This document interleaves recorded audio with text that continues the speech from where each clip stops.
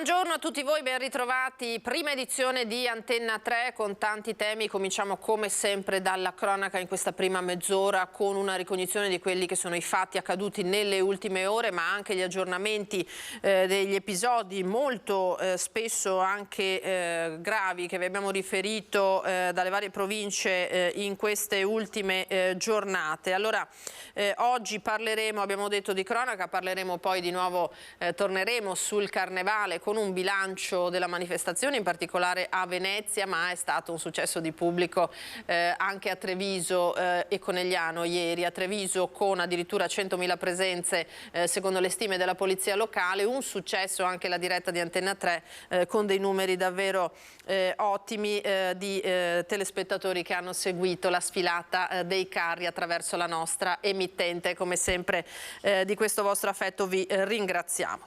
Andiamo alla cronaca allora con il frontale che si è verificato questa mattina a Riese Pio X nella Castellana Trevigiana. Dunque, perché essere coinvolte, le vedete, sono state una Peugeot e una Citroen di colore nero. L'incidente è avvenuto verso le 9 di stamattina, poco distante dalla concessionaria di trattori di via Kennedy.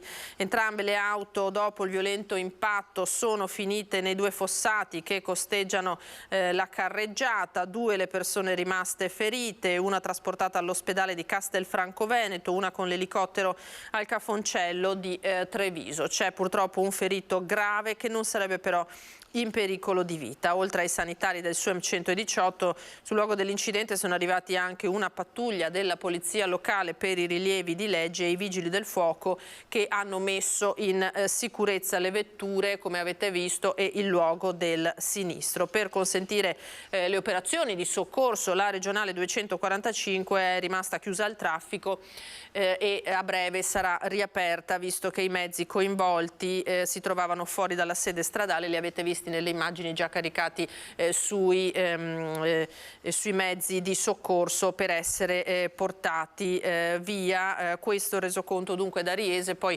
nei telegiornali di questa sera la nostra Monica Smiderle ci racconterà più dettagliatamente quello che è successo. Da Vicenza arriva la cronaca di un altro incidente che ha coinvolto ieri sera in città una vettura monovolume che è finita contro un mezzo agricolo, in questo caso rovesciandolo. Vediamo. Violento scontro tra un'auto e un trattore ieri sera lungo strada Postumia. Il mezzo agricolo, dopo l'impatto, è finito rovesciato sul fianco destro della carreggiata. Feriti entrambi i conducenti dei veicoli, fortunatamente riportando solo traumi lievi. L'impatto è avvenuto verso le 19 nei pressi dell'incrocio verso Quinto Vicentino. Oltre ai mezzi di soccorso del SUEM, l'intervento dei vigili del fuoco si è reso necessario per mettere in sicurezza la strada e i mezzi. Le cause del sinistro sono al vaglio degli agenti di polizia locale intervenuti per i rilievi.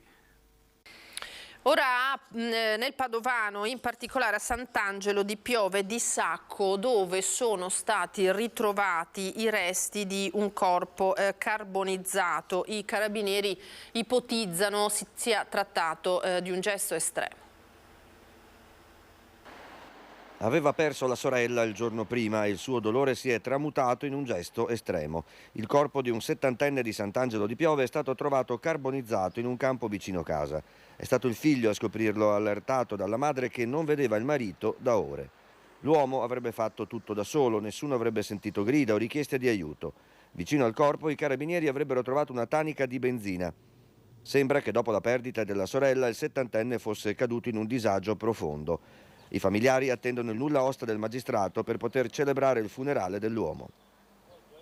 Rimaniamo in provincia di Padova perché ci sono nuove accuse nei confronti di Stefano Pellegrini, l'uomo di Solesino, già indagato con l'ipotesi di aver lanciato dell'acido contro l'ex moglie. Lui si difende, lo abbiamo sentito direttamente ai nostri microfoni, ma i carabinieri acquisiscono i tanti messaggi inviati all'ex compagna. Mi dispiace, non posso parlare, ma non perché non voglio o per cosa, ma ripeto, la sua domanda dispiace moltissimo. Spero lei stia bene, perché sicuramente mi odia, perché lei pensa che possa essere stato io, quindi io le auguro che stia bene, basta. Lei è innocente? Penso che sia non logico, ma una cosa del genere. Era a casa giovedì sera. Sì, era a casa. Continua a professarsi innocente Stefano Pellegrini, ma in queste ore si aggiunge anche l'accusa di stalking. Il 58enne di Solesino è indagato per lesioni personali, sospettato numero 1 di aver lanciato dell'acido contro la sua ex moglie. Per lui l'accusa di tentato sfregio contemplato nel codice rosso che tutela le vittime di violenza di genere. I carabinieri però, dopo aver ascoltato i racconti della donna ferita, hanno aggiunto anche il reato di atti persecutori. Controllati i numerosi messaggi ritrovati nel cellulare dell'uomo indirizzati all'ex moglie con toni duri e provocatori. Pellegrini ammette che in passato c'erano state delle conflittualità, ma mai lo stalking. Respinge le accuse di aver seguito la donna. I carabinieri stanno anche indagando sul grave episodio avvenuto la notte tra il 21 e il 22 gennaio, quando l'auto della 52enne è stata bruciata nel parcheggio di casa. La donna, ascoltata a lungo dai carabinieri, dice di aver riconosciuto il suo aggressore, che era tutto vestito di nero e col volto coperto, ma lei lo ha riconosciuto dalla camminata. E poi ci sono le accuse pesanti di uno dei figli della coppia, che ha chiamato il papà puntando il dito contro di lui subito dopo l'aggressione. Vuole dire qualcosa a suo figlio?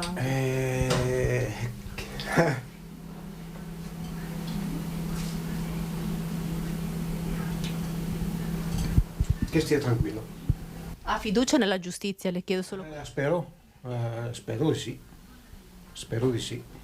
Stefano Pellegrini continua a ripetere che la sera dell'aggressione all'ex moglie, avvenuta giovedì 16 febbraio a Sant'Elena sotto casa di lei, era nella sua abitazione di Solesino insieme all'anziana madre a guardare la televisione. Il suo alibi è stato confermato dall'87enne. Intanto si attendono i risultati delle analisi del RIS di Parma sui tamponi effettuati per individuare la sostanza corrosiva usata per l'aggressione. E sempre da Padova arriva la notizia di un caso che si riapre dopo 30 anni perché la procura ha deciso di riprendere in mano il fascicolo relativo all'uccisione di Matteo Toffanin, morto nel 1992, ucciso probabilmente per uno scambio di persona. Il vero obiettivo del killer sarebbe stato un uomo di felice maniero, Marino Bonaldo, che oggi verrà sentito dal pubblico ministero. 2 persone iscritte nel registro degli indagati. La procura di Padova ha riaperto il caso dell'omicidio di Matteo Toffanin, ucciso a 23 anni la sera del 3 maggio del 1992 in via Tassoni alla Guizza mentre rincasava dal mare con la fidanzata, anche lei ferita nell'agguato. Da sempre si sosteneva che il giovane fosse stato ucciso per uno scambio di persona. Aveva la stessa macchina di un pregiudicato che viveva proprio davanti all'abitazione della fidanzata Cristina Marcadella. La donna in tutti questi anni, insieme alla famiglia Toffanin, ha sempre chiesto giustizia per Matteo, visto che all'epoca, dopo le indagini preliminari, il procedimento a carico di ignoti venne chiuso. 6 anni fa, in occasione del 25° anniversario della morte di Matteo Toffanin, in un'intervista ai nostri microfoni, Cristina Marcadella chiedeva proprio la riapertura dell'indagine. Io né lui avevamo niente a che fare con la malavita o la mafia. Quindi ho deciso di intraprendere questo cammino perché se ne parli o se ne riparli e perché eventualmente vengano anche riaperte le indagini. Oggi gli investigatori stanno nuovamente seguendo la pista dello scambio di persona e proprio in queste ore il pubblico ministero sentirà quella che si ritiene essere la vittima designata dell'azione del killer, Marino Bonaldo, 70 anni, pregiudicato, sospettato di essere stato all'epoca in affari con la banda di Felice Maniero, sia nel traffico di droga che nelle rapine. All'origine dell'agguato ci sarebbe stata proprio una partita di droga mai pagata. I 2 possibili assassini di Toffanin sono 2 padovani, entrambi sono indagati per omicidio volontario aggravato dalla premeditazione. Gli investigatori sono arrivati a loro grazie a nuove testimonianze raccolte. Nei giorni scorsi anche la fidanzata, che per tutto questo tempo non si è mai arresa, è stata nuovamente sentita dai magistrati. Ora una notizia che riguarda invece Treviso, battuta poco fa dalle agenzie, notizia ufficiale che arriva direttamente dal Dipartimento per la Giustizia Minorile e di Comunità di Roma. I lavori di ristrutturazione dell'Istituto Penale per minorenni di Treviso termineranno il 28 febbraio, quindi martedì prossimo, e la sede tornerà a pieno regime. Lo ha annunciato Giuseppe Cacciapuoti, direttore generale del Dipartimento per la Giustizia del Ministero, in una nota che ha ha diffuso al segretario generale del SAPPE Donato Capece. Le nostre sollecitazioni hanno evidentemente indotto i vertici ministeriali della giustizia minorile a dare la necessaria priorità al completamento dei lavori di ristrutturazione, ha commentato il leader nazionale del primo sindacato della polizia penitenziaria.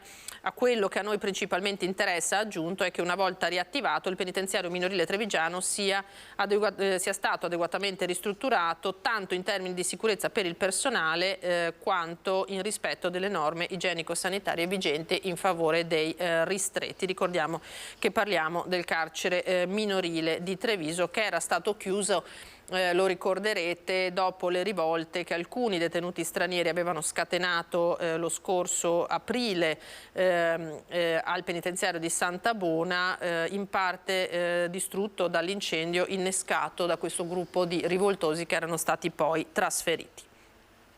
Nel carcere maggiore di Santabona questa mattina sono stati ascoltati per l'interrogatorio di garanzia i due maggiorenni del gruppetto di 3 arrestati dai carabinieri per il sequestro di persona di un impiegato cinquantenne adescato in chat e poi legato, immobilizzato e rapinato.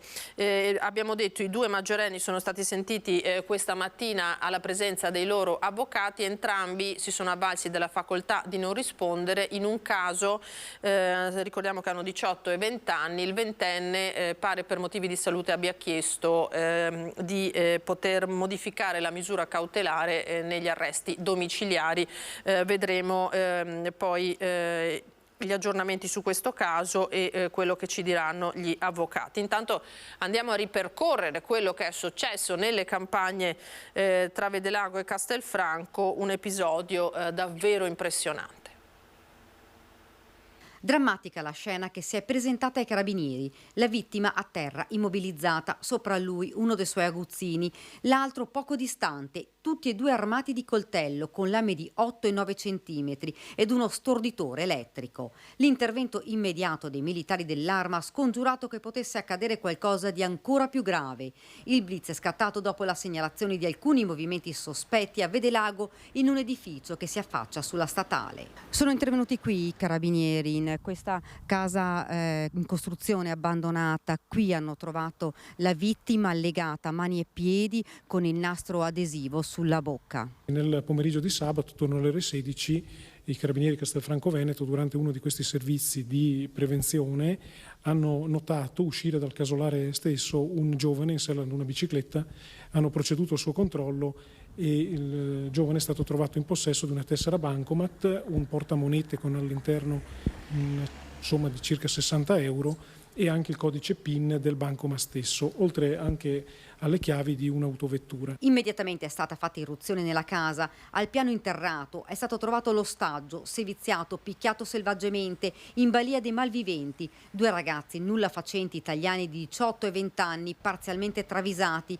che sono stati bloccati dai militari. Grazie all'intervento effettuato appunto nell'immediatezza, nell'urgenza della drammaticità della situazione, la vittima è stata liberata ed è stata immediatamente condotta presso l'ospedale di Castelfranco Veneto, dove le sono state diagnosticate lesioni varie per una prognosi di circa 30 giorni. Una trappola diabolica, quella pianificata nei minimi dettagli dai 3 giovanissimi. La vittima, impiegato cinquantenne, aveva conosciuto da qualche tempo uno dei 3 ragazzi in una piattaforma social e dopo alcuni scambi di chat aveva consentito di incontrarlo in quel casolare. Una volta all'interno ha trovato ad attenderlo i complici che lo hanno prima stordito con un taser e poi colpito ripetutamente in tutto il corpo. Volevano i soldi, i suoi effetti personali, volevano ed avevano ottenuto il codice PIN del bancomat per prelevare i soldi. Gli investigatori pensano che questo non fosse il loro primo colpo e lanciano un appello. L'intendimento è proprio questo, di invitare altre persone che per motivi di riservatezza non abbiano ancora denunciato fatti analoghi dei quali sono rimasti vittime, di presentarsi presso i carabinieri di Castelfranco Veneto e verrà fornito loro massimo ausilio, e quindi anche chiediamo il supporto di altre vittime per la prosecuzione delle indagini. I 3 arrestati dovranno rispondere di sequestro di persona, rapina aggravata, lesioni e possesso ingiustificato di oggetti atti ad offendere. Ricordiamo che di questa banda faceva parte anche un ragazzo di appena 15 anni che è in un centro di prima accoglienza in questo momento. Continuiamo a parlare di reati perpetrati da giovanissimi e ci colleghiamo in diretta con la collega Ilaria Marchioli da Dolo, dove i carabinieri hanno denunciato 10 adolescenti per furti e risse. A te la linea, Ilaria, buongiorno. Sì, buongiorno Lina, buongiorno ai nostri telespettatori. Ci troviamo qui proprio con il sindaco di Dolo Gianluigi Naletto per commentare quanto accaduto. Si tratta di una baby gang che è stata sgominata dopo mesi di indagine dai carabinieri della tenenza di Dolo e le accuse nei loro confronti sono diverse. Oltre a quelle che hai già anticipato, furti e risse, si tratta di violenza privata, lesioni personali, danneggiamenti, ricettazione e disturbo della quiete pubblica. Stiamo parlando di 10 ragazzi tra i 14 e i 19 anni che tra l'altro, sindaco, non sono neanche nuovi in questo caso alle forze dell'ordine, ma nemmeno a lei che li conosce bene, che più volte ha cercato di farli desistere prima che ci fosse questa azione più forte da parte dei carabinieri. Sicuramente sono ragazzi figli del nostro territorio che è vero indebolito, destrutturato a livello di reti familiari, ma anche di reti comunitarie, ecco, verso ragazzi che trovano il gusto di provare esperienze straordinarie che però prive di qualsiasi fondamento di legittimità. Ora, che cosa manca? Manca la capacità di capire quello che si può fare e quello che non si può e se questo viene colto non c'è il riconoscimento del peso, delle responsabilità che un certo atto può comportare. Ecco, da parte nostra abbiamo messo in campo tutte le forze possibili, dai servizi sociali alle associazioni sportive, ma di fondo c'è una incapacità di porsi di questi ragazzi in dialogo con l'autorità che in parte un po' anche si rifiuta, ma nel momento in cui, come ho fatto all'inizio, li ho portati addirittura nella sala del Consiglio Comunale per far capire che si deve entrare dentro e ciascuno deve fare la propria parte, a cominciare anche da chi è alle scuole medie piuttosto che superiori, e interpretare un ruolo che è quello appunto di protagonisti positivi della vita. Allora, oggi siamo arrivati un po' alla fine di questo tipo di approccio, laddove la famiglia non può, perché destrutturata, perché le linee educative del padre non sono quelle della madre, deve intervenire la comunità, l'amministrazione comunale da un lato e in questo caso la tenenza dei carabinieri, che ringrazio per la grande collaborazione, ma che non è bastata.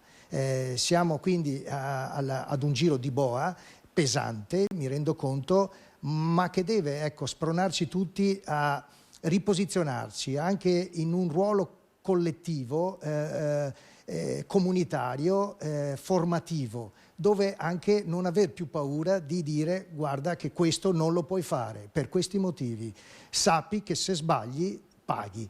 Sindaco, siccome lei aveva già in qualche modo cercato di evitare che si arrivasse a questa situazione, ora che sono intervenute le forze dell'ordine, secondo lei per questi ragazzi può essere un input più forte o forse anche in questo caso ci sarà bisogno di intervenire con un'altra rete, magari anche un supporto psicologico, magari proprio anche con gli assistenti sociali, anche se sappiamo già che erano già seguiti in qualche modo? Sì, sono tutti ragazzi appunto le cui esperienze di vita sono a noi conosciute. Serve, e lo ripeto con molta onestà ma altrettanta determinazione, serve che ciascuno faccia la propria parte. Non possiamo più rimandare ad altri ruoli che dobbiamo incarnare noi. Allora, io come sindaco, la scuola come scuola, ma la famiglia come famiglia, primo soggetto educativo dei loro figli. E credo sia da qui che bisogna ripartire. Se non abbiamo queste basi è tutto più difficile e soprattutto viene compromesso quello che è il nostro futuro, che sono i nostri giovani. Oggi, e non sono tutti, questa è una strettissima minoranza, lo sottolineo, però determina un percepito che purtroppo non può più continuare ad essere questo. Certo, perché ricordiamolo, è importante, ci sono anche tantissimi loro coetanei, tantissimi ragazzi minorenni che invece fanno anche molte attività di volontariato, si dedicano a attività sportive, tutto quello che già sappiamo. Comunque questo è il monito da parte del sindaco, ma non solo, perché l'abbiamo sentito anche da più parti, anche psicologi che più volte abbiamo intervistato su questa problematica, e quindi effettivamente ciò che potrebbe essere forse d'aiuto è che ognuno nel suo piccolo facesse proprio la sua parte, ovviamente a partire anche dalle famiglie stesse. Ringrazio il sindaco di Dolo Gianluigi Naletto. Se non ci sono domande restituisco la linea allo studio. Grazie Ilaria, grazie al sindaco per i dettagli su questa operazione. Sempre a voi, più Grazie, sempre più ragazzi giovanissimi e minori protagonisti purtroppo di fatti di cronaca anche molto pesanti, molto gravi. Ora nel Padovano per le 26 espulsioni in una ventina di giorni e 2 rimpatri diretti da parte dell'ufficio immigrazione. Tra i soggetti in questione anche un 27enne tunisino che maltrattava la compagna. Da un controllo antidroga si è scoperta invece una storia di maltrattamenti. La polizia ha disposto il rimpatrio di un tunisino di 26 anni. Lo straniero è stato trovato nell'abitazione della sua compagna dove nascondeva la droga. La donna, appena visto gli agenti, ha raccontato che il giorno prima per gelosia il fidanzato l'aveva presa con la forza costringendola ad entrare nella vasca da bagno dove l'aveva versato per diversi minuti dell'acqua gelida. Poi l'ha picchiato e le ha spruzzato dello spray al peperoncino sul viso e infine l'ha chiusa nuda all'interno del bagno. I poliziotti hanno portato il 26enne in questura dove è risultato essere clandestino. Visti i suoi precedenti per spaccio, percosse e minacce, lo straniero è stato rimpatriato. E c'è stata un'operazione della Guardia di Finanza invece al mercato di San Valentino a Pozzoleone. Le Fiamme Gialle di Bassano hanno sequestrato oggetti potenzialmente pericolosi per la salute dei consumatori. 3.000 prodotti non sicuri sequestrati e sanzioni per oltre 4.000 euro. È il bilancio dei controlli fatti dalla Guardia di Finanza di Bassano alla fiera di San Valentino di Pozzoleone negli ultimi weekend. Gli articoli sequestrati, che violavano il codice del consumo, erano in vendita presso gli stand di 4 venditori ambulanti provenienti da varie zone d'Italia e che sono stati multati anche per un totale di 4.128 euro. La merce era priva delle informazioni minime in lingua italiana. In particolare sequestrati oltre 2.500 articoli di bigiotteria e pelletteria, tra cui collane, bracciali, orecchini e borse, potenzialmente lesivi per la salute dei consumatori, e circa 500 prodotti elettrici per i fai da te, come strumenti per il giardinaggio e trapani avvitatori pericolosi per la sicurezza della persona. E aveva invece la cuccia del suo cane nella cucina, la titolare di un noto locale pubblico del centro di Padova, multata al termine di un controllo dei NAS dei Carabinieri. Dovrà pagare un importo pari a 3.000 euro la donna di 53 anni, titolare di un noto locale del centro di Padova. Diverse le carenze igienico-sanitarie riscontrate dai carabinieri del nucleo antisofisticazione e sanità del comando provinciale di Padova nel corso di un controllo dove hanno sorpreso anche il cane di proprietà della donna nel locale adibito a cucina dove era stata sistemata la sua cuccia. Per la mancata attuazione delle procedure di autocontrollo, la titolare dovrà rispondere all'autorità sanitaria. Ad Arzignano invece il Comune firma una convenzione con il Tribunale di Vicenza per dare la possibilità ai propri cittadini di convertire la pena in lavori di pubblica utilità. Convertire la pena in lavori socialmente utili, un'opportunità per tutti, per chi ha subito una condanna perché la trasforma in qualcosa di utile per la società, per i comuni che hanno parchi, piazze, strade da tenere pulite e lavori molto pratici negli uffici e nei magazzini pubblici. Ecco spiegata in poche parole l'utilità della convenzione rinnovata dal Comune di Arzignano e dal Tribunale di Vicenza. Permettiamo ai nostri cittadini che hanno sbagliato in un'occasione, diamo la possibilità di recuperare, di evitare salatissime multe o addirittura giorni d'arresto, permettendo quindi di convertirle in ore di lavoro socialmente utili per la città. Dal 2019 il comando di polizia locale di Arzignano ha gestito 23 casi di cittadini, l'87% maschi, tutti condannati per guida in stato di ebbrezza, che hanno convertito 1.317 giorni di arresto e 18.700 euro di ammenda in 3.345 ore di lavori socialmente utili. La pulizia dei parchi, la pulizia del cimitero, la pulizia dei magazzini comunali. Altre ore sono state impiegate per aiutare le attività di archiviazione negli uffici o per esempio per la movimentazione delle transenne per la chiusura del traffico pedonale durante il weekend. Quindi un significato forte, un aiuto anche ai nostri cittadini che, se hanno sbagliato, hanno la possibilità di recuperare, rendendo un servizio utile a tutta la comunità. Fin qui la cronaca, dunque ora ci fermiamo per qualche istante di pubblicità, torneremo tra poco ancora con altri servizi e con altri aggiornamenti.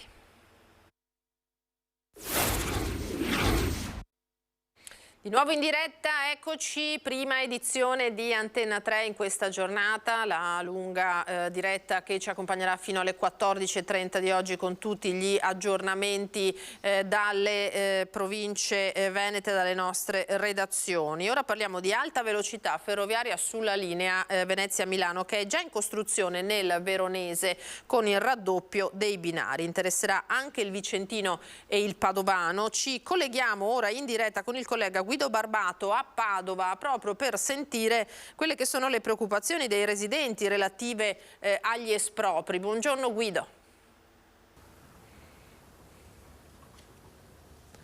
Eccoci, buongiorno da Padova. Come vedete alle mie spalle, alle spalle del mio ospite, c'è una linea ferroviaria. Siamo appunto in territorio comunale di Padova, nel quartiere di Montà, quindi la periferia ovest della città. Ovest vuol dire che questa linea ferroviaria è quella che dalla stazione del capoluogo porta fino a Milano, per capirci, passando per Vicenza, Verona, Brescia, eccetera.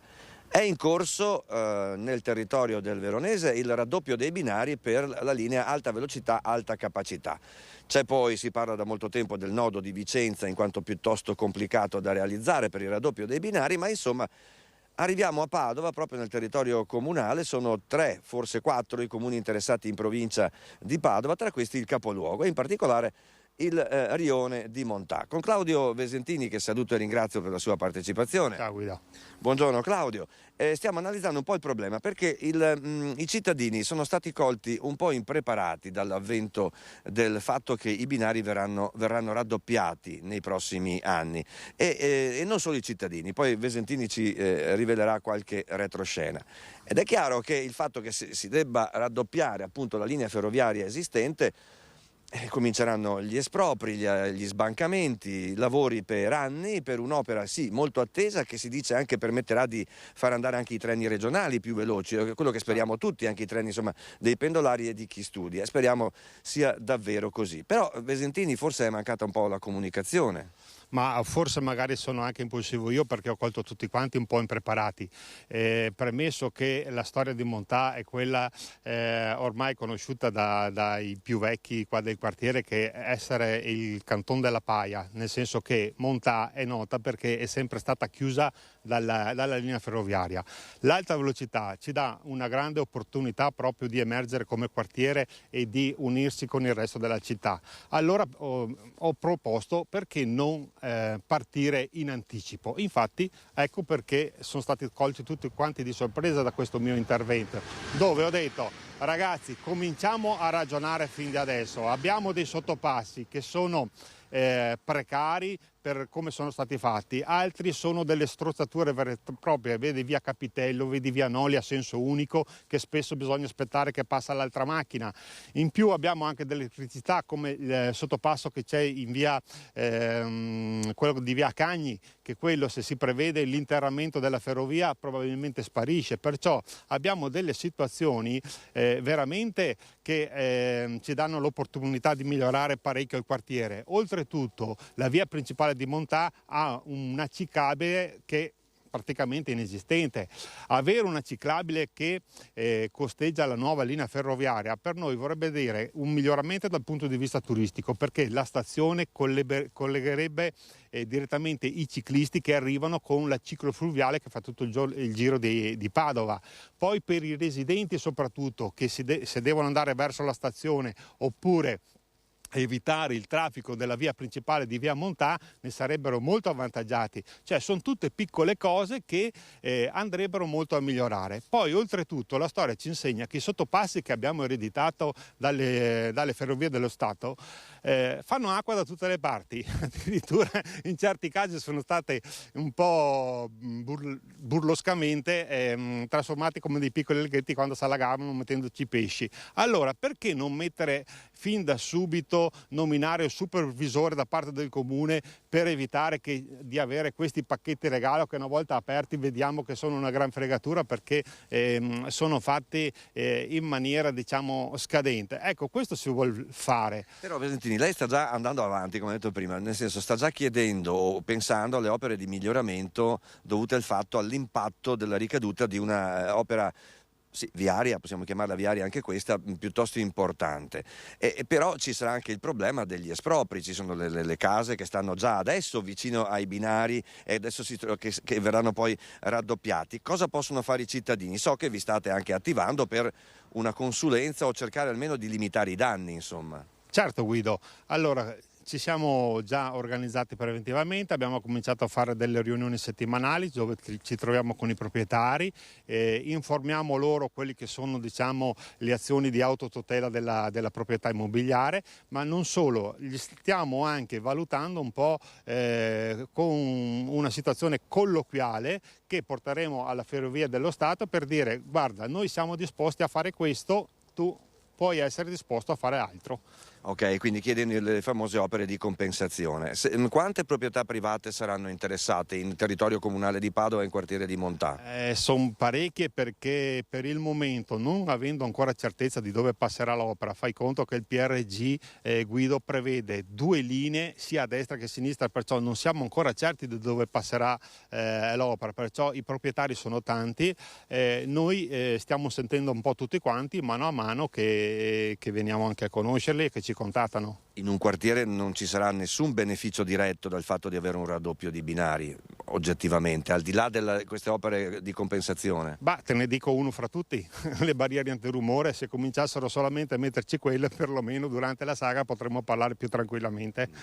Già, perché la sagra, perché dietro la chiesa di Montà passa la ferrovia proprio dietro l'abside praticamente. Vesentini, senta, i cittadini di cosa temono di più? Le tempistiche, il non essere ascoltati da enti romani? No, quello che temono i cittadini secondo me non se ne rendono ancora conto, perché noi siamo davanti alla tempesta perfetta, nel senso che con i rischi che ci sono nel sviluppare quest'opera qua, che parlo di rischio bellico, abbiamo un rischio geologico e anche di possibili reperti che si possono trovare. Allora, la storia ci insegna che quando incontri questi rischi qua i tempi si allungano in una maniera disastrosa, e in più c'è anche il lavoro del Leroy Merlin che sta partendo. Noi ci possiamo trovare come una strada di via Bisce diventare la via principale per arrivare a Montà. Questa è la situazione. Sì, una via molto stretta, i nostri telespettatori magari non la conoscono tutti, molto stretta, tortuosa, che collega via Montà con via Chiesa Nuova, 2 delle direttrici principali per entrare e uscire dalla città di Padova.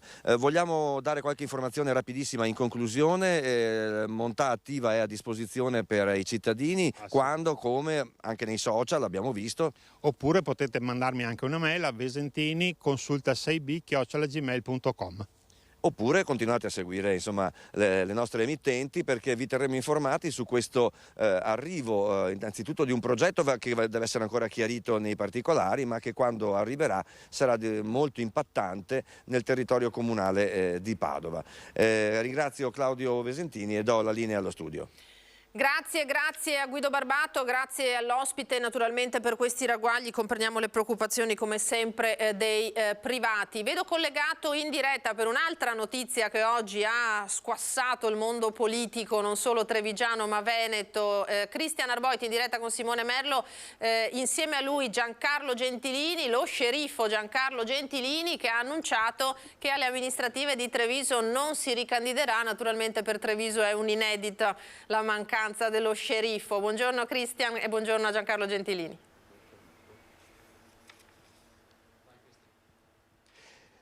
Sì Lina, buongiorno a te, a tutti i telespettatori di Antenna 3. Insomma, mi trovo con una persona, un personaggio che non ha certo bisogno di presentazioni, Giancarlo Gentilini, che oggi ha rilasciato un'intervista sul Gazzettino, intervistato da Paolo Calia, e ha fatto un annuncio shock per certi versi, sindaco, lascia la politica.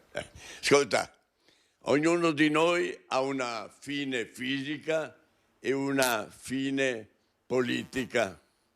Mentre la prima dipende non dal portatore, la seconda è una scelta di chi ha fatto il politico fino adesso.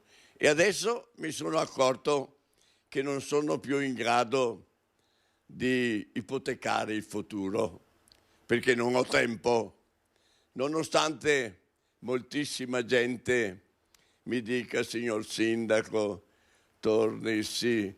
torni nell'agone politico, abbiamo bisogno di lei, sentiamo la sua mancanza, ma non sono in grado di rispondere e di portare avanti tutte quelle idee che io avevo a suo tempo. E quindi ho detto: mi ritiro, ma però con una eccezione. Io rimarrò sempre sul palcoscenico politico della città di Treviso, e la gente, quando mi dice: ma se non si candida più, mi dica almeno il nome di quelli che noi dobbiamo votare. E allora io darò a tutti i miei cittadini i nomi di coloro che meriteranno di sedersi a Palazzo dei 300. Quindi non dico nomi perché non vale la pena di suscitare gelosie, eccetera, ma porterò avanti quelli che hanno la filosofia gentiliniana. E Mario Conte ha la filosofia gentiliniana. Guarda, per quanto riguarda Mario Conte ti posso dire che non ci sono alternative di nessun tipo, e quindi Mario Conte avrà il mio appoggio. Certo che bisogna che attorno a Mario Conte ci siano anche personaggi che sappiano cosa vuol dire amministrare, cosa vuol dire rinunciare a cariche politiche, perché la filosofia gentiliniana non ha mai accettato cariche politiche. Ho rinunciato a una carriera enorme perché ho amato la città di Treviso e i miei cittadini. Senta sindaco, Mario Conte però si troverà di fronte a degli alleati, quelli di Fratelli d'Italia, particolarmente pesanti, perché stando ai dati anche delle ultime politiche saprà farsi valere, saprà far valere il gentilinismo. Sì, ma Mario Conte deve tener conto di cosa ha fatto Gentilini dal 94 e qual è stato il risultato della Lega in tutti questi anni. Quindi quello sarà il peso per cui chi sarà vicino a Mario Conte dovrà tener conto di questo passato leghista, perché se c'è stato un cambiamento generazionale è stato perché la Lega di Gentilini ha trionfato, è stata conosciuta in tutto il mondo. Ma la Lega di Gentilini è la Lega di oggi? Sì, certamente sono cambiati i tempi, perché le situazioni di 20 anni e 30 anni fa non ci sono più. Però bisogna portare avanti il trinomio gentiliniano: Dio, patria e famiglia. ordine, disciplina, rispetto delle leggi. Non c'è spazio per nessuno. E le chiedo una valutazione politica generale sulla politica nazionale, su Giorgia Meloni. Le piace la Meloni?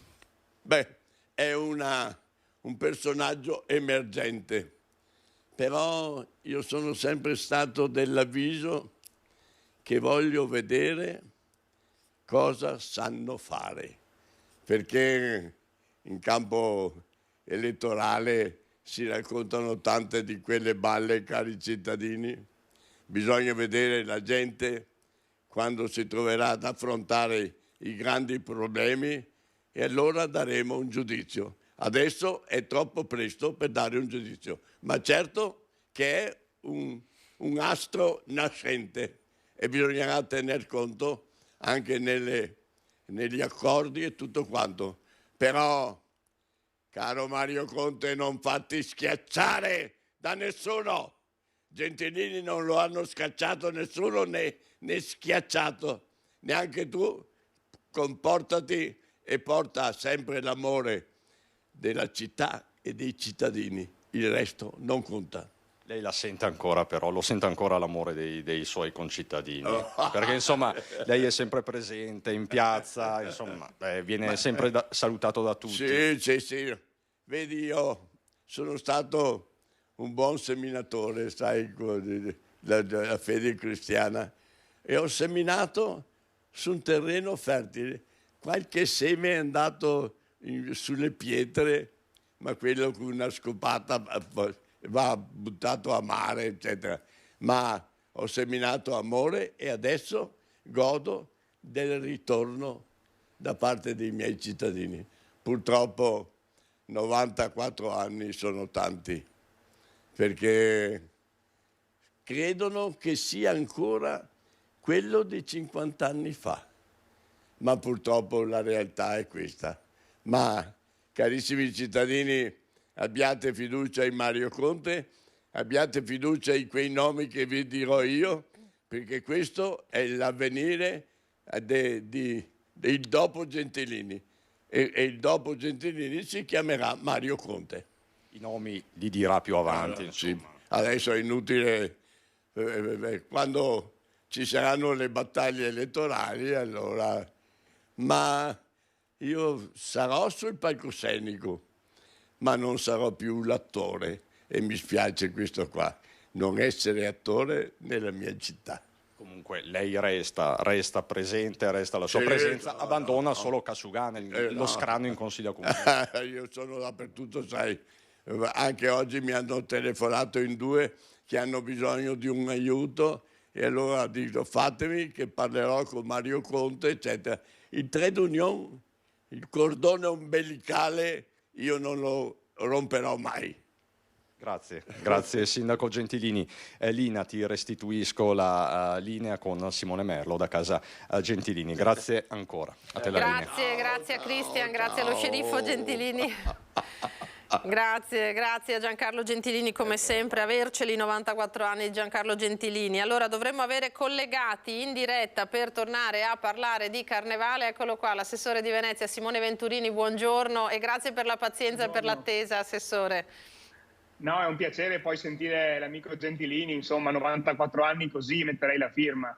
Bravissimo, la metteremo tutti davvero. Dovremmo avere in collegamento telefonico anche il collega di Media Nord-Est della redazione di Venezia, Lorenzo Maier, perché vogliamo parlare di Carnevale. Prima però, assessore, mi permetta di dare qualche numero sulla nostra diretta da Treviso di ieri, perché abbiamo mandato in onda appunto la sfilata dei carri, finalmente tornata in libertà come era una volta, dalla città di Treviso, e 170.000 persone, 170.000 telespettatori hanno scelto la nostra emittente per seguire, visto che magari non potevano essere di persona in città. Ci sono anche molti anziani che hanno ancora piacere di assistere a queste manifestazioni, di vedere magari i figli, i nipoti presenti alla sfilata. Ecco, in 170.000 addirittura, quindi davvero ascolti record che ci danno grande soddisfazione per la sfilata dei carri carnevali di Treviso, il Carnevale 2023 di Treviso, tornato finalmente senza vincoli, tornato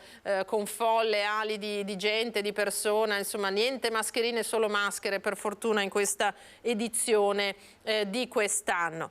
Allora Assessore, vediamo intanto appunto se si collega anche Lorenzo Maier, perché a Venezia è andata molto bene, con alberghi pieni abbiamo visto e oltre 60.000 presenze, ci avete detto, per il martedì grasso, ma sappiamo che l'apice era stato toccato sabato con oltre 100.000 visitatori. Facciamo un po' il punto di questo carnevale diffuso peraltro, no Assessore? Discusso anche magari per questa formula, la partecipazione di Mestre, ma che vi ha dato soddisfazione oppure no?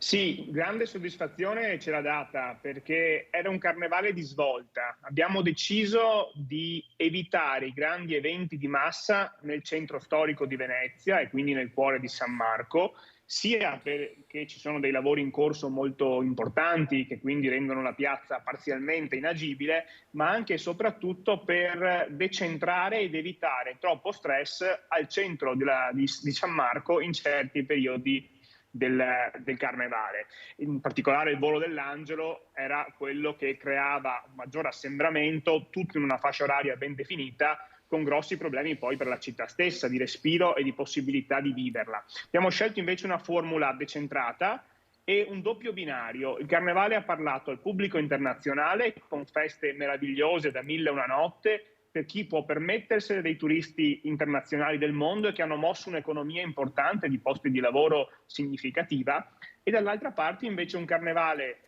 dappertutto, capillare, per le famiglie, per i bambini e per i veneziani. Quindi non solo un carnevale per turisti, non solo un carnevale per i visitatori internazionali, ma anche un carnevale per le famiglie, per le persone che vivono e abitano la città.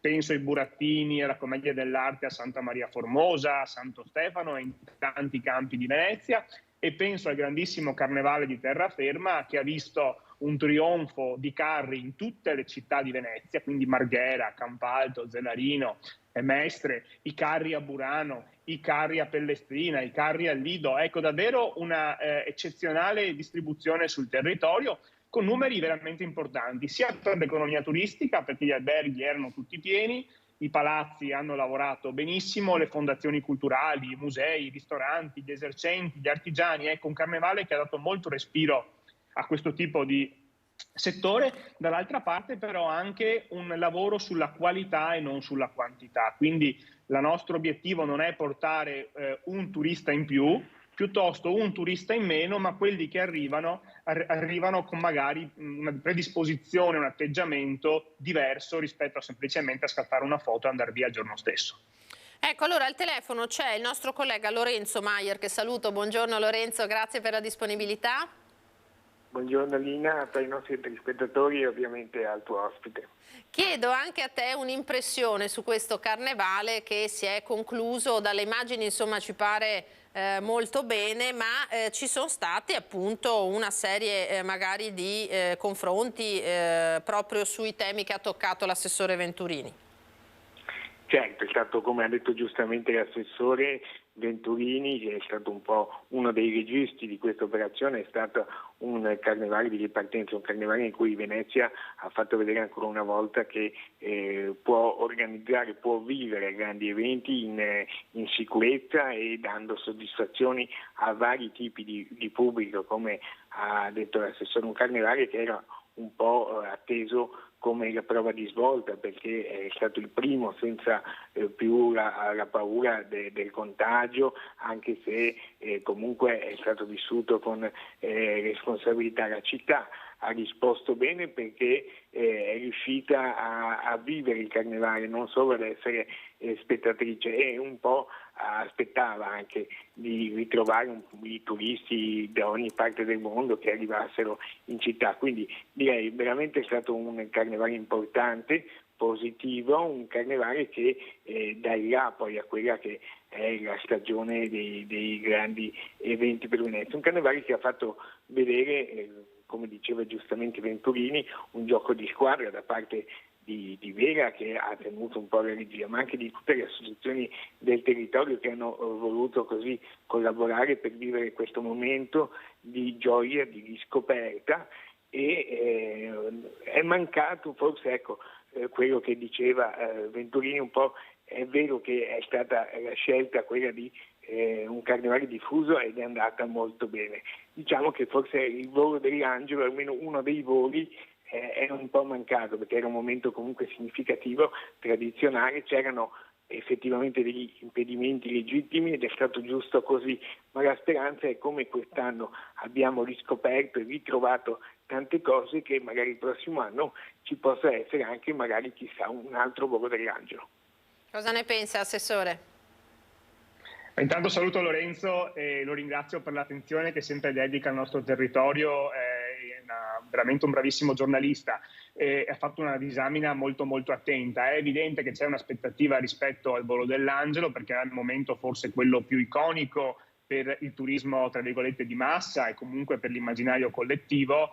Ecco, più che il volo dell'Angelo pensiamo magari a qualcos'altro, ecco, la città non può più sopportare in alcuni momenti tutta quella pressione tutta in piazza San Marco, perché effettivamente creava grossi problemi e le ricadute economiche non giustificavano quel tipo di sacrificio che la città faceva di sopportazione di quella massa di persone. Però un lavoro per pensare a qualcosa che dia a San Marco, finiti i lavori, perché oggi era impensabile, degli spazi di natura anche per eventi e magari anche un palco più grande o con più scenografia, ci possiamo ragionare, così come dobbiamo insieme ragionare su un rafforzamento del corteo acqueo di apertura, che effettivamente può avere ancora spazi di miglioramento. Molto bene, fatemi dire, l'Arsenale, un esperimento di 2 anni fa in piena epoca pandemica, con degli spettacoli su prenotazione gratuiti per i veneziani a pagamento per i turisti, e che hanno consentito di assistere a uno spettacolo meraviglioso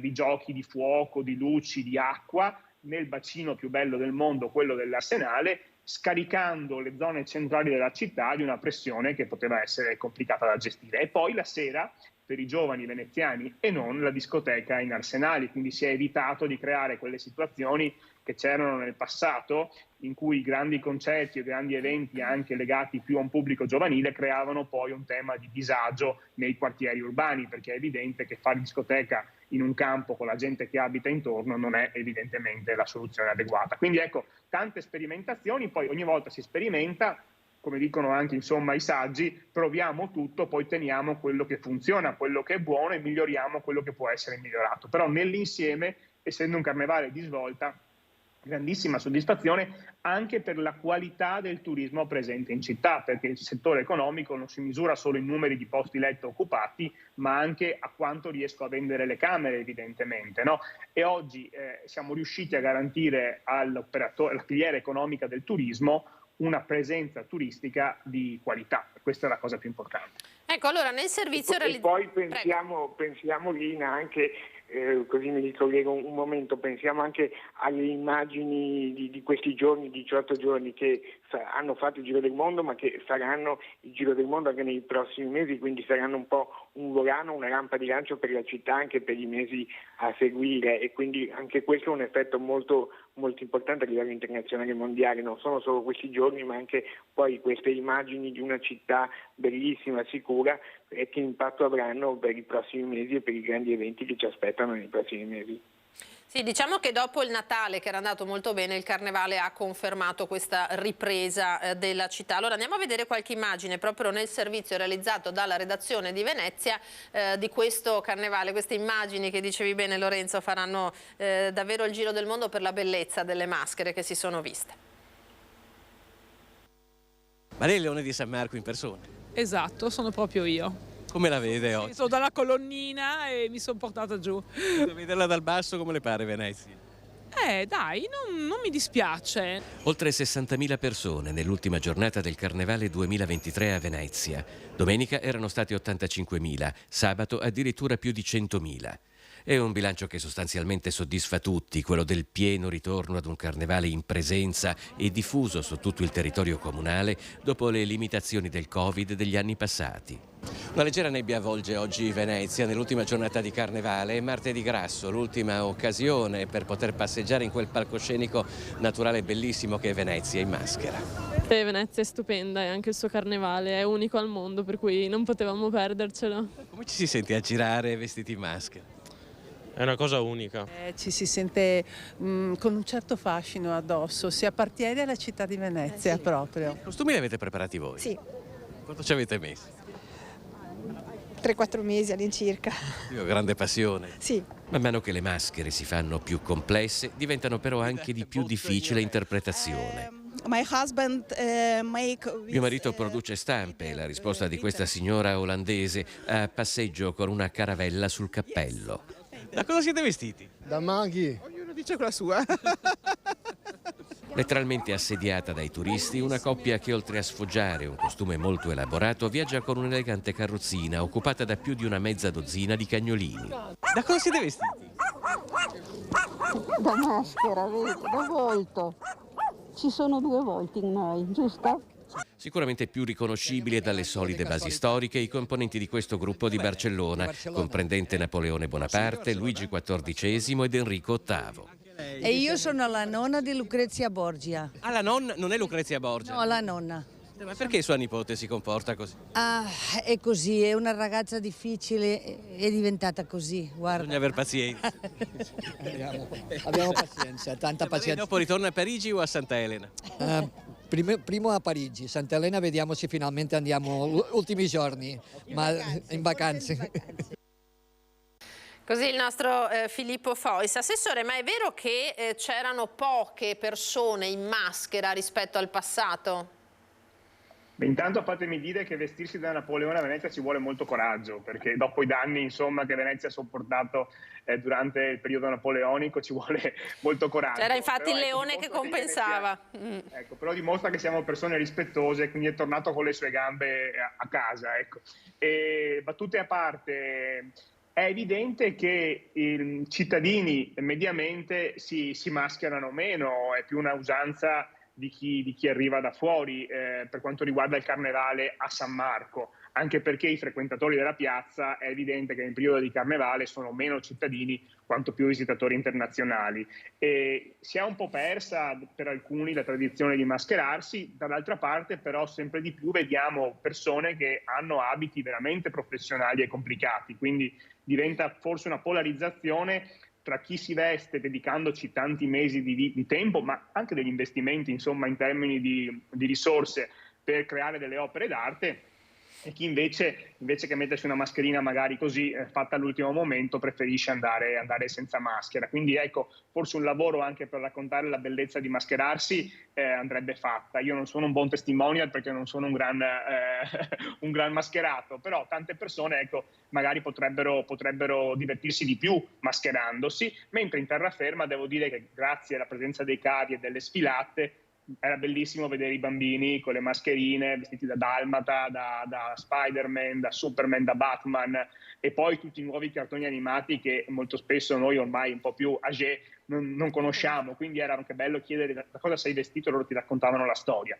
I carri in terraferma sono stati un momento molto, molto importante, anche la prima sfilata a Mestre dopo 40 anni di assenza o 30, ecco, ha dato un messaggio importante alla città e la città ha risposto veramente con tanta passione, tanto desiderio, e c'era gente veramente quasi commossa da quel ritorno in centro a Mestre. E poi le immagini bellissime dei cortei a Venezia, le Marie protagoniste quest'anno del Carnevale. Non è un concorso di bellezza, ricordiamo, ma è appunto una partecipazione a una tradizione, ragazze bellissime ma anche impegnate socialmente e nel lavoro, nello studio, quindi ecco anche un modello di gioventù diversa da quella che molto spesso alcuni programmi TV ci propinano ogni giorno, ecco. Lorenzo, secondo te il pienone di Carnevale, ma anche quello di Natale, ripropongono con una certa urgenza la regolamentazione degli accessi in città? Sicuramente si farà. È chiaro che, essendo una questione delicata, è meglio metterci un po' più di tempo e evitare una falsa partenza. Qualcosa sicuramente verrà fatto e probabilmente, ecco, azzardo questo, il prossimo carnevale sarà un banco di prova anche per questo, perché poi il contributo d'accesso, la regolamentazione dei flussi vanno individuati in alcuni periodi clou. Il turismo ovviamente non riguarda tutto l'anno, per cui come quest'anno abbiamo avuto le paratoie davanti alla Baviglia di San Marco, per esempio, anche se non ci sono stati problemi di acqua alta, però anche questo è un segnale di come le cose vanno avanti, si procede, ecco, pensando anche all'Acqua Grande del 2019. Il prossimo anno sarà un momento di sperimentazione per questo accesso che sicuramente entro un anno, probabilmente anche prima, ma insomma entro un anno troverà il suo compimento e andrà fatto, a mio modo di vedere, un lavoro di concerto tra tutti gli attori, perché è chiaro che qualcosa va fatto per regolamentare. È altrettanto evidente a tutti che comunque Venezia è un bene di tutti ed è giusto lasciare al turista giornaliero che viene con rispetto la possibilità di godere di questa nostra città, ecco, è molto importante. Però ci vuole tempo e ci vuole pazienza e sicuramente i veneziani ne hanno, l'amministrazione sta già lavorando e tra credo non molto presenterà il regolamento, andrà in comune, ci sarà occasione per dibattere, per affinare, per sperimentare e poi per avere uno strumento che deve andare a vantaggio di tutti. Ecco, magari con una piccola rinuncia da parte di tutti, ma anche con un vantaggio per la città.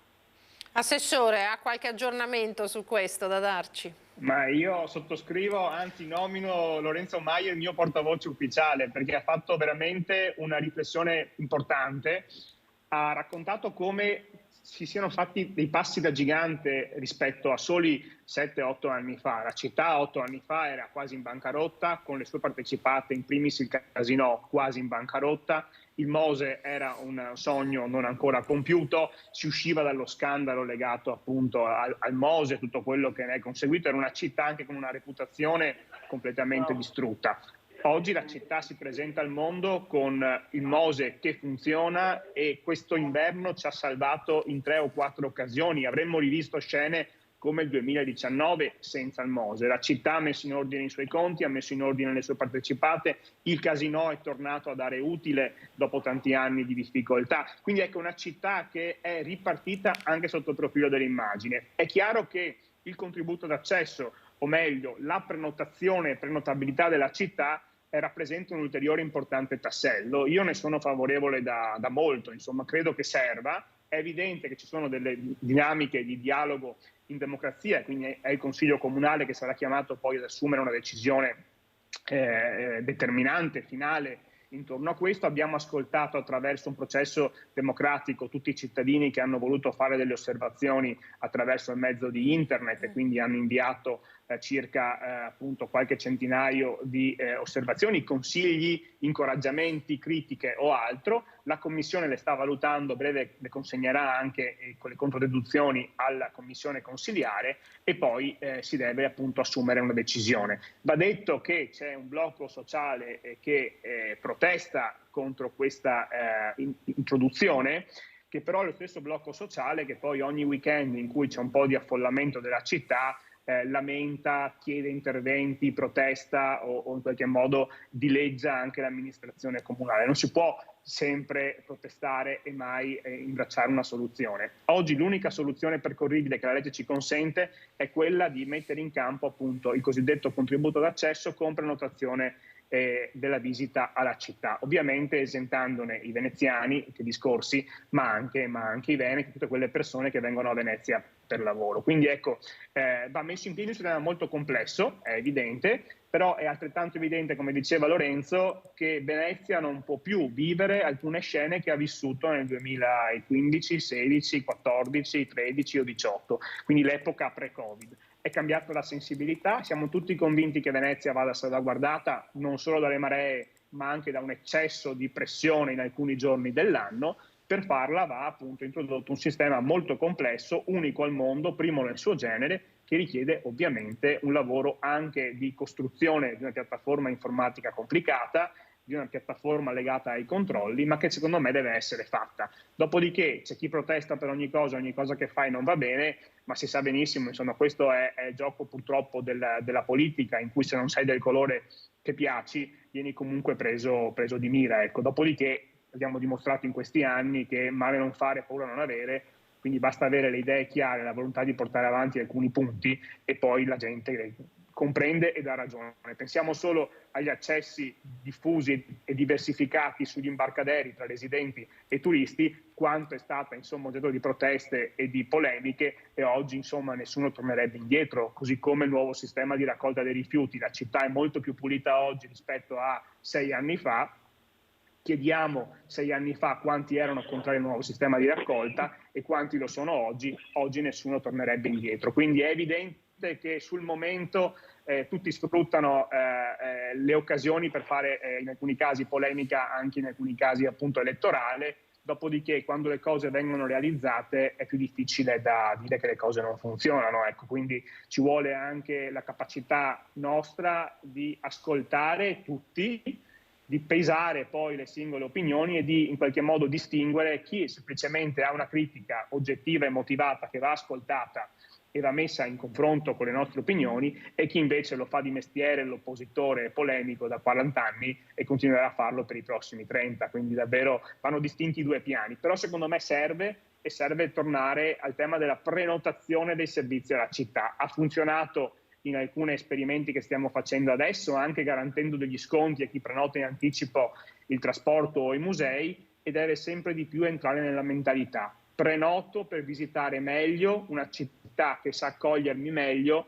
e organizzo meglio la città in base alle prenotazioni previste per quel particolare periodo, quel particolare giorno.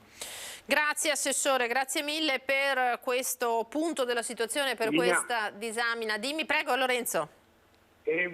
Credo, vorrei un attimo se l'assessore è ancora collegato con noi, penso che sia doveroso. Oggi parliamo di bilancio del Carnevale, c'è stato purtroppo in questi giorni anche una notizia triste, cioè la scomparsa di Maurizio Scaparo, che è stato colui che il Carnevale di Venezia lo ha rilanciato, reinventato negli anni '80. Siccome lo scorso anno era venuto proprio l'assessore Venturini ad inaugurare a Ca' Giustiniano una mostra a lui dedicata per il 90° compleanno del maestro, credo che sia bello così concludere questo bilancio con un ricordo del maestro Scaparo da parte dell'assessore. Certo.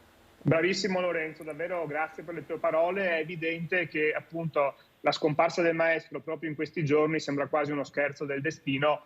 Forse ecco il miglior tributo che possiamo fare è ricordarlo in questa edizione e in tutte le prossime, perché è evidente che il suo contributo è stato fondamentale per la rinascita del Carnevale a Venezia, e bene ha fatto Lorenzo e bene ha fatto la Biennale qualche mese fa a ricordarlo con una bellissima mostra. Grazie a entrambi davvero di queste parole anche conclusive di questo intervento. Grazie per il bilancio, Assessore Venturini, del Carnevale di Venezia. Di nuovo, a presto. Grazie Lorenzo naturalmente del tuo supporto e della tua competenza come sempre. Grazie mille. A voi. Arrivederci, grazie e buon lavoro. Noi adesso abbiamo già collegata, mi dicono dalla regia, cambiamo di sana pianta argomento, ma non ha importanza, l'importante è centrare gli obiettivi sui temi che interessano. Eccola qua, la dottoressa Francesca Burgio, che saluto e ringrazio per la disponibilità. Buongiorno dottoressa, che è salve, ben trovata, ricercatrice all'ospedale San Camillo del Lido di Venezia, quindi non ci allontaniamo troppo da Venezia. Che è protagonista di diversi servizi televisivi ma anche articoli di giornale in questi giorni per un importante studio che ha realizzato, perché pare che ci sia un rapporto tra quello che è la nostra gestione finanziaria del denaro, è corretto dottoressa, con dei segnali di un eventuale decadimento cognitivo, un processo di decadimento cognitivo. Lei ha realizzato questo studio che sta suscitando grande interesse, grande curiosità, perché può consentire anche una diagnosi precoce, è così? Allora, diciamo che la capacità di gestire i soldi è una capacità complessa, tanto complessa quanto fondamentale nell'indipendenza di una persona nella sua vita quotidiana, per l'autonomia, no? E questa funzione chiama in causa altre funzioni cognitive come la memoria, il linguaggio, l'attenzione, e abbiamo visto che queste funzioni tendono a declinare nell'invecchiamento fisiologico e ancor più in quello patologico. E spesso la capacità di gestire le finanze declina ancora prima di queste funzioni cognitive, diventando dunque un campanello d'allarme precoce, e il suo valore, come dire, di anticipo può darci la possibilità di agire tempestivamente nella presa in carico, diciamo così, di patologie così invalidanti come le patologie per esempio neurodegenerative. Visto che naturalmente questo spunto suscita delle curiosità in tutti noi, anche nei non anziani, quali sono gli input magari o i segnali che possono far scorgere questo genere di difficoltà? Sì, diciamo che questo studio è cominciato con una osservazione di vita quotidiana. Quante volte vi sarà capitato di vedere l'anziana signora che deve pagare la sua spesa al supermercato e dà alla cassiera il portafogli, no? Dicendo prenda lei, faccia lei. Purtroppo davanti a questa scena possiamo ravvedere tutta la fragilità dell'anziano e ancora di più del paziente. Allora un po' ci siamo chiesti come è possibile aiutare queste persone e soprattutto che cosa effettivamente succede nel cervello della persona che ad un certo punto non è più in grado di far fronte a richieste di vita quotidiana. E abbiamo visto tramite la creazione di uno strumento appositamente creato per valutare la capacità di una persona di gestire il patrimonio come sbaglia la persona davanti a compiti inizialmente semplici come per esempio il riconoscimento e il conteggio del denaro, via via fino a compiti molto più complessi come il riconoscimento e l'evitamento di frodi e truffe in ambito finanziario.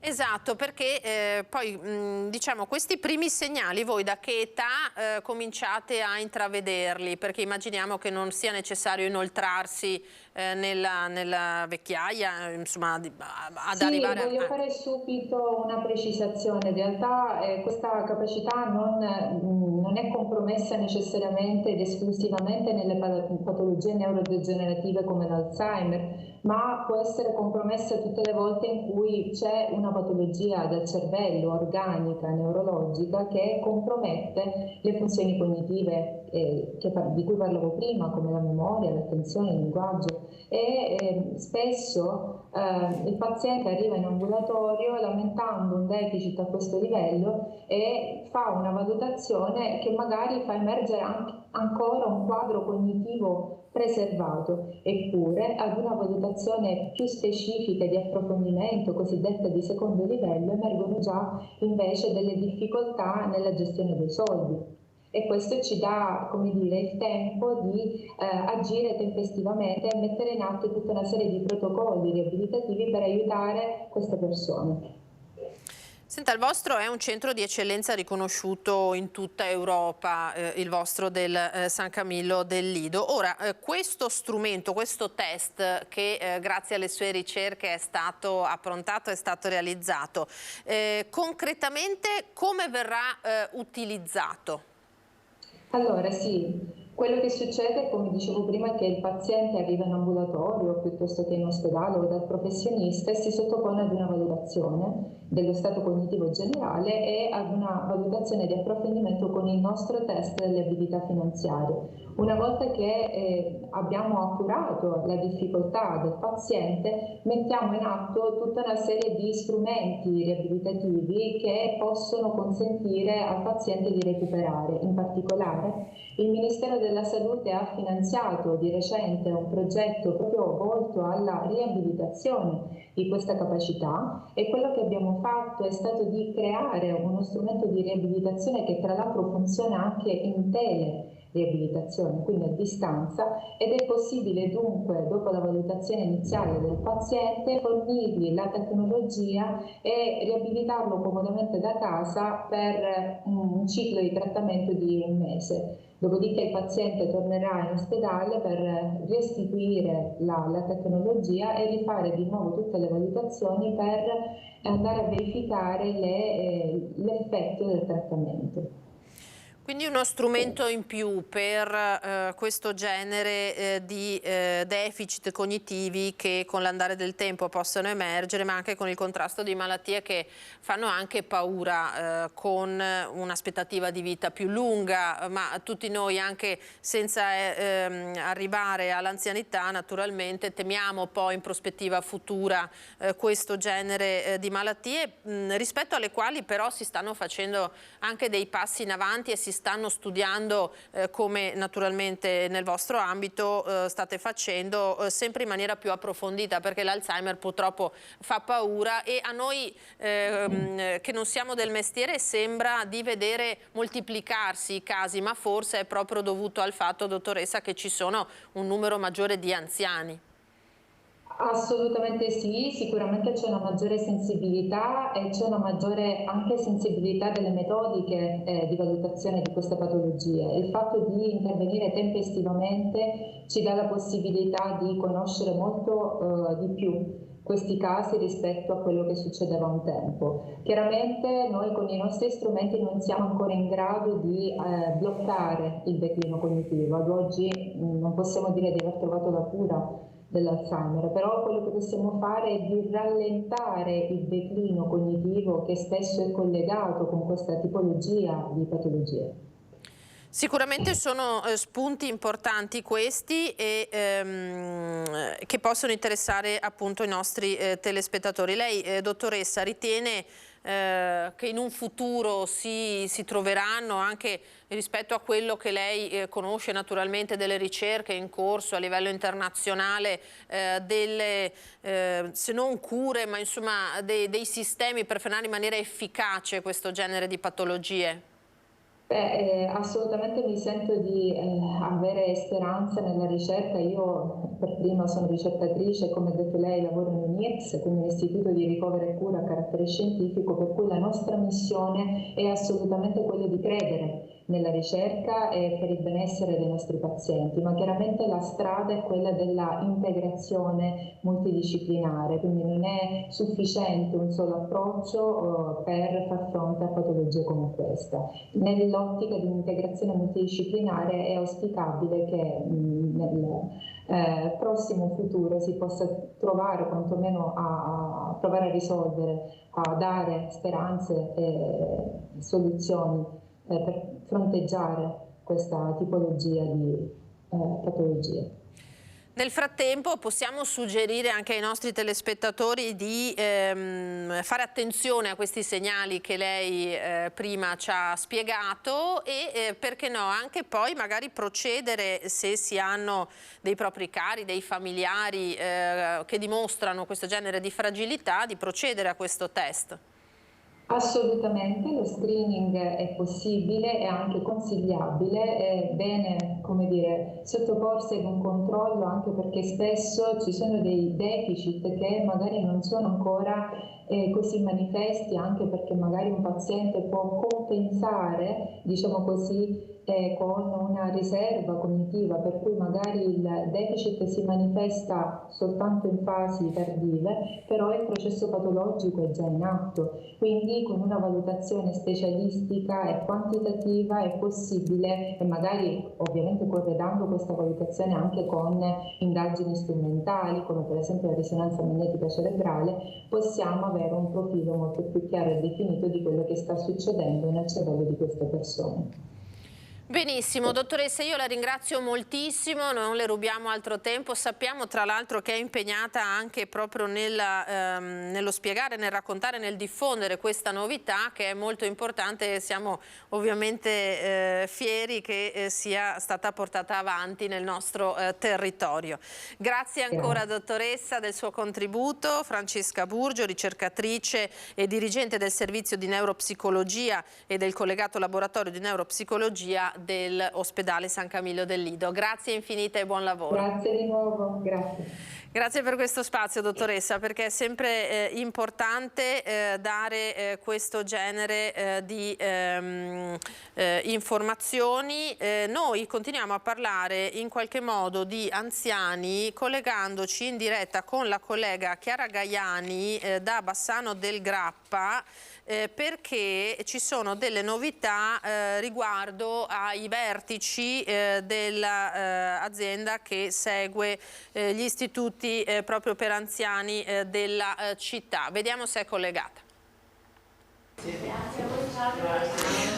Buongiorno, siamo a Bassano, all'interno della sala Ferracina del Comune, dove è appena terminata una conferenza stampa molto importante per la città. Ringraziamo il sindaco di Bassano, Elena Pavan, per essere con noi, che ha dato una comunicazione ufficiale alla città riguardo alla casa di riposo Isaac. Ne abbiamo parlato varie volte delle difficoltà che si vivono all'interno della casa di riposo. La goccia che ha fatto traboccare il vaso è l'ultimo aumento delle rette, poi anche una delibera relativa alla privatizzazione di questo ente, che ricordiamo è un ente pubblico. La nomina del consiglio di amministrazione è stata fatta sostanzialmente all'atto del suo insediamento, poco dopo, da questa amministrazione, che però ricordiamo non ha poteri di revoca. Voi però in questo momento di forte tensione tra l'istituto casa di riposo e la città chiedete al consiglio di amministrazione di fare un passo indietro, sindaco.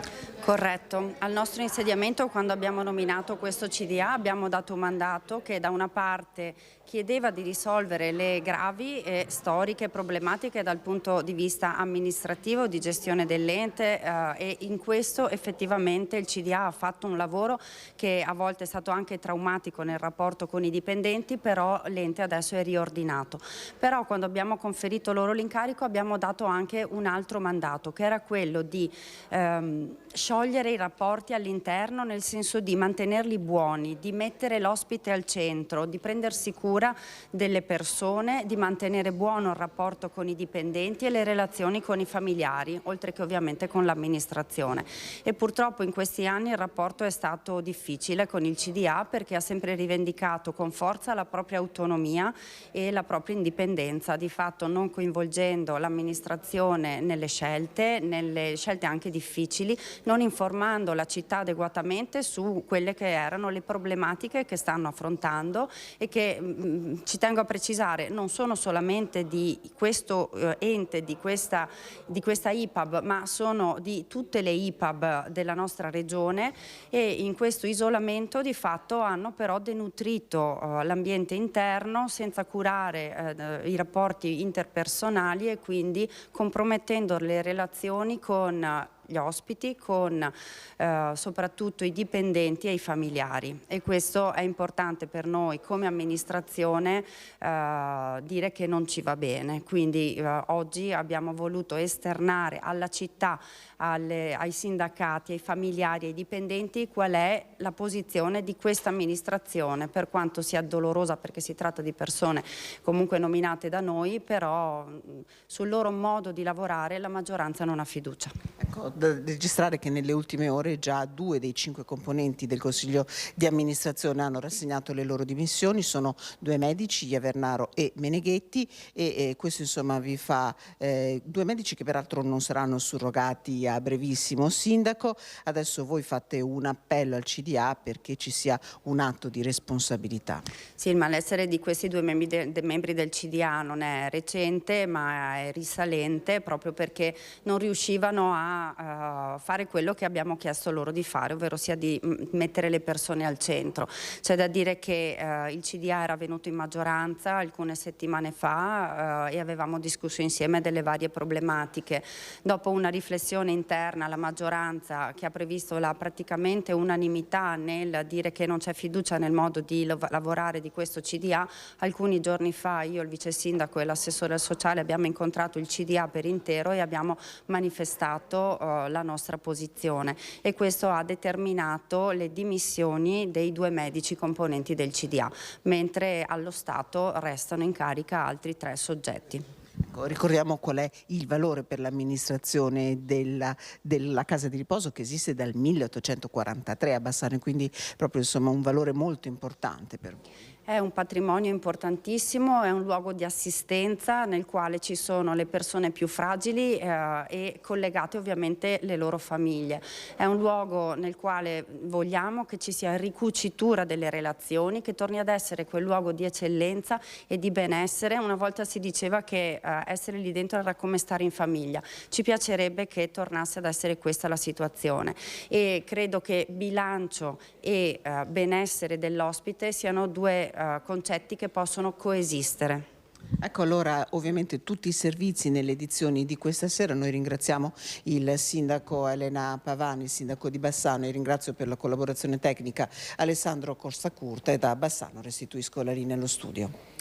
Grazie a Chiara, grazie al sindaco. Naturalmente un terremoto, lo abbiamo sentito, quello che ha interessato le strutture per anziani a Bassano. Da un tema a un altro, parliamo di emergenza idrica, lo vediamo tutti nei nostri territori, la mancanza di piogge sta creando gravissimi problemi, molto di più naturalmente al mondo agricolo, che lancia l'allarme siccità. Allora dovremo avere in collegamento da Barbarano Vicentino il collega Daniele Garbin con il vicepresidente di Confagricoltura Vicenza Gianni Biasiolo. Vediamo. Sì, buongiorno ai telespettatori, grazie della linea. Ci troviamo a Barbarano Mossano, siamo in compagnia di Gianni Biasiolo, che è il vicepresidente di Confagricoltura Vicenza e presidente dell'Essiccatoio Cooperativo di Barbarano. E infatti ci troviamo all'interno dell'Essiccatoio. Perché ci troviamo qui? Perché avete lanciato un problema, insomma, l'allarme, no? L'allarme siccità. Di che cosa si tratta? Una mancanza d'acqua che sta durando da troppo tempo. È una mancanza d'acqua che non era mai successa negli anni, è una mancanza che è iniziata già 2 anni fa, l'anno scorso l'abbiamo iniziata a soffrire, si sperava in un inverno molto più piovoso, non è successo, ci troviamo peggio dell'anno scorso con le semine primaverili che stanno per iniziare e non c'è acqua nei canali. Quindi la situazione è molto tragica, in quanto le colture invernine che sono state seminate in autunno hanno un po' di capacità nei terreni di umidità, mentre le colture che andremo a seminare, il mais soprattutto, che è quella che usa molta più acqua, sarà veramente difficile. Difatti presumiamo un calo delle semine del mais di un 30%, perché è una coltura che se non ha acqua purtroppo durante l'estate non viene. E questo cosa comporterà come conseguenza? Significa che verranno seminate altre tipologie di produzione? È stato aumentato un po' il grano, quindi durante l'inverno è stato seminato molto più grano proprio perché necessita di molta meno acqua. Però gli allevamenti, la zootecnia ha bisogno del mais, quindi ci troveremo veramente in difficoltà per quanto riguarda proprio il mais. Dovremo fare sicuramente delle importazioni dai paesi dell'est, da chi ha disponibilità delle condizioni climatiche sicuramente più favorevoli alle nostre. Ecco, si parlava prima anche di un concetto essenziale, cioè le banche d'acqua, no? La mancanza della progettazione, fino adesso se ne è parlato molto ma non si è fatto quasi nulla. Ecco, dicevamo, è il momento di mettere mano a che cosa?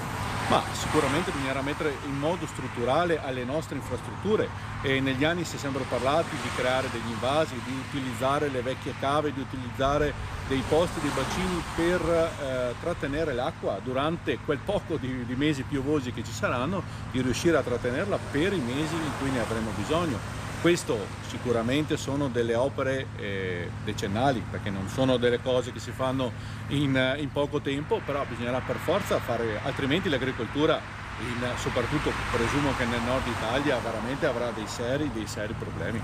Ecco, allora ringraziamo per il momento il vicepresidente Gianni Biasiolo. Rimandiamo i telespettatori a questa sera al TG Vicenza per ulteriori approfondimenti e restituiamo la linea allo studio. Grazie Daniele, davvero un tema importante di cui parleremo nuovamente. Allora andiamo a vedere adesso proprio le previsioni del tempo, sperando tutti noi nella pioggia. Io come sempre ringrazio Alberto Piovesani e Francesca Pezzo, che saranno in regia anche tra pochissimo, perché dalle 13:30 lo spazio dedicato alla CGIL per parlare di pensioni. Ora previsioni del tempo e un po' di pubblicità.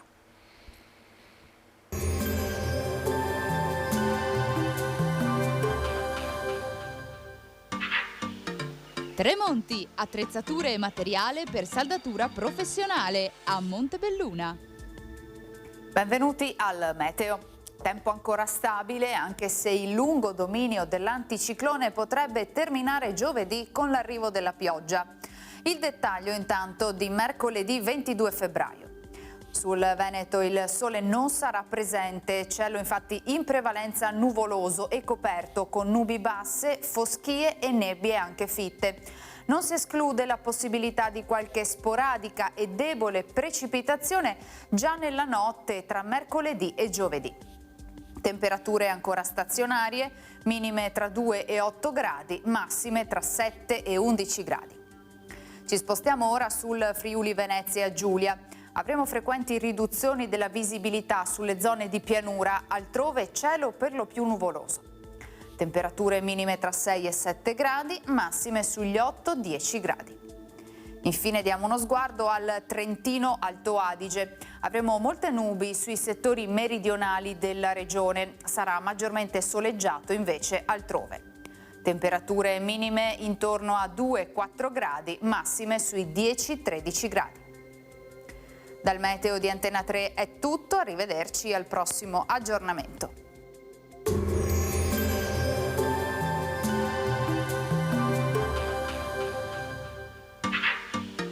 Tremonti, attrezzature e materiale per saldatura professionale a Montebelluna.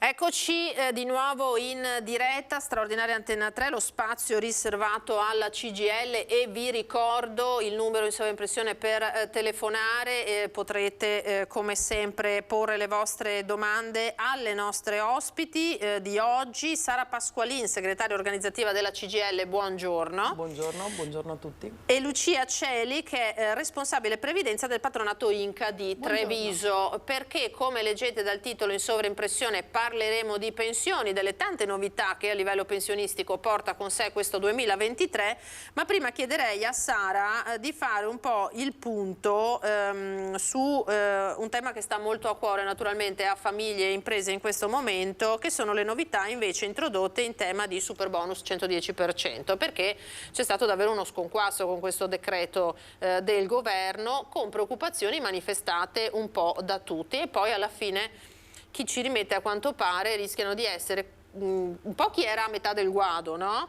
E un po' chi magari aveva proprio intenzione, tanti anziani anche in questo caso, di ristrutturare case datate e di efficientarle a livello di risparmio di carburanti e di energia, ma anche di compiere, di dare il proprio contributo in tema di transizione ecologica, e invece tocca restare fermi o quasi. Sì, infatti, in realtà in questi giorni si è discusso molto di quelle che sono state le scelte fatte da questo governo, insomma, di bloccare. Ma la preoccupazione è su più ambiti, nel senso che da una parte abbiamo il problema che molte imprese, soprattutto nell'edilizia, nel settore dell'edilizia, avevano investito anche su questa attività e stanno ristrutturando. Ci sono un sacco di cantieri aperti, li vediamo nelle nostre città, ma li vediamo in giro nel territorio.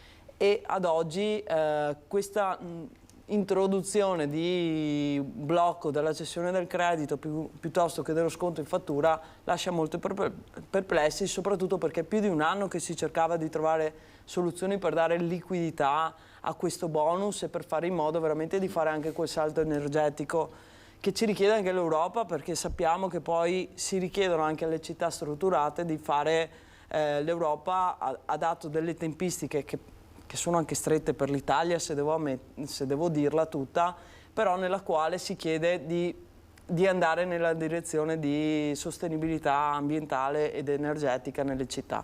Quindi abbiamo da una parte il punto di vista delle imprese che hanno investito, che stanno investendo e che rischiano di trovarsi col cerino in mano.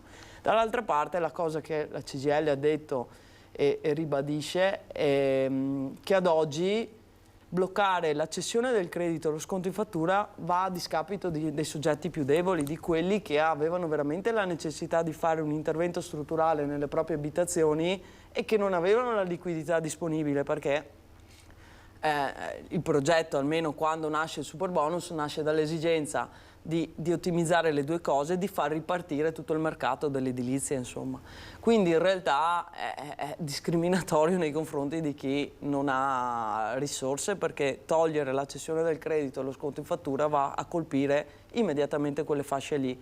Ovviamente chi ha risorse economiche se lo può permettere e continuerà a farlo, quindi in realtà poteva farlo anche prima. La critica poteva farlo anche prima, quindi la critica che muoviamo a questo governo è di aver fatto una scelta non ponderata in quelle che saranno quello che succederà il minuto dopo nei territori, e quello che vediamo che sta succedendo su questo, soprattutto il settore della CGIL che segue l'edilizia, che per noi è la categoria della filea, è molto attiva e si sta anche ragionando eventualmente a un eventuale sciopero, proprio perché rischiamo di fare un'implosione del settore e creare grandi danni di risorse a imprese, lavoratori e tutto quello che ci sta dietro. Perché quelli sono posti di lavoro, ricordiamoli, sappiamo anche nel territorio nostro di cosa stiamo parlando, perché nell'edilizia sono impiegati davvero centinaia di migliaia di persone. Senta, poi c'è il tema, però si cerca di mettere un po' una pezza dicendo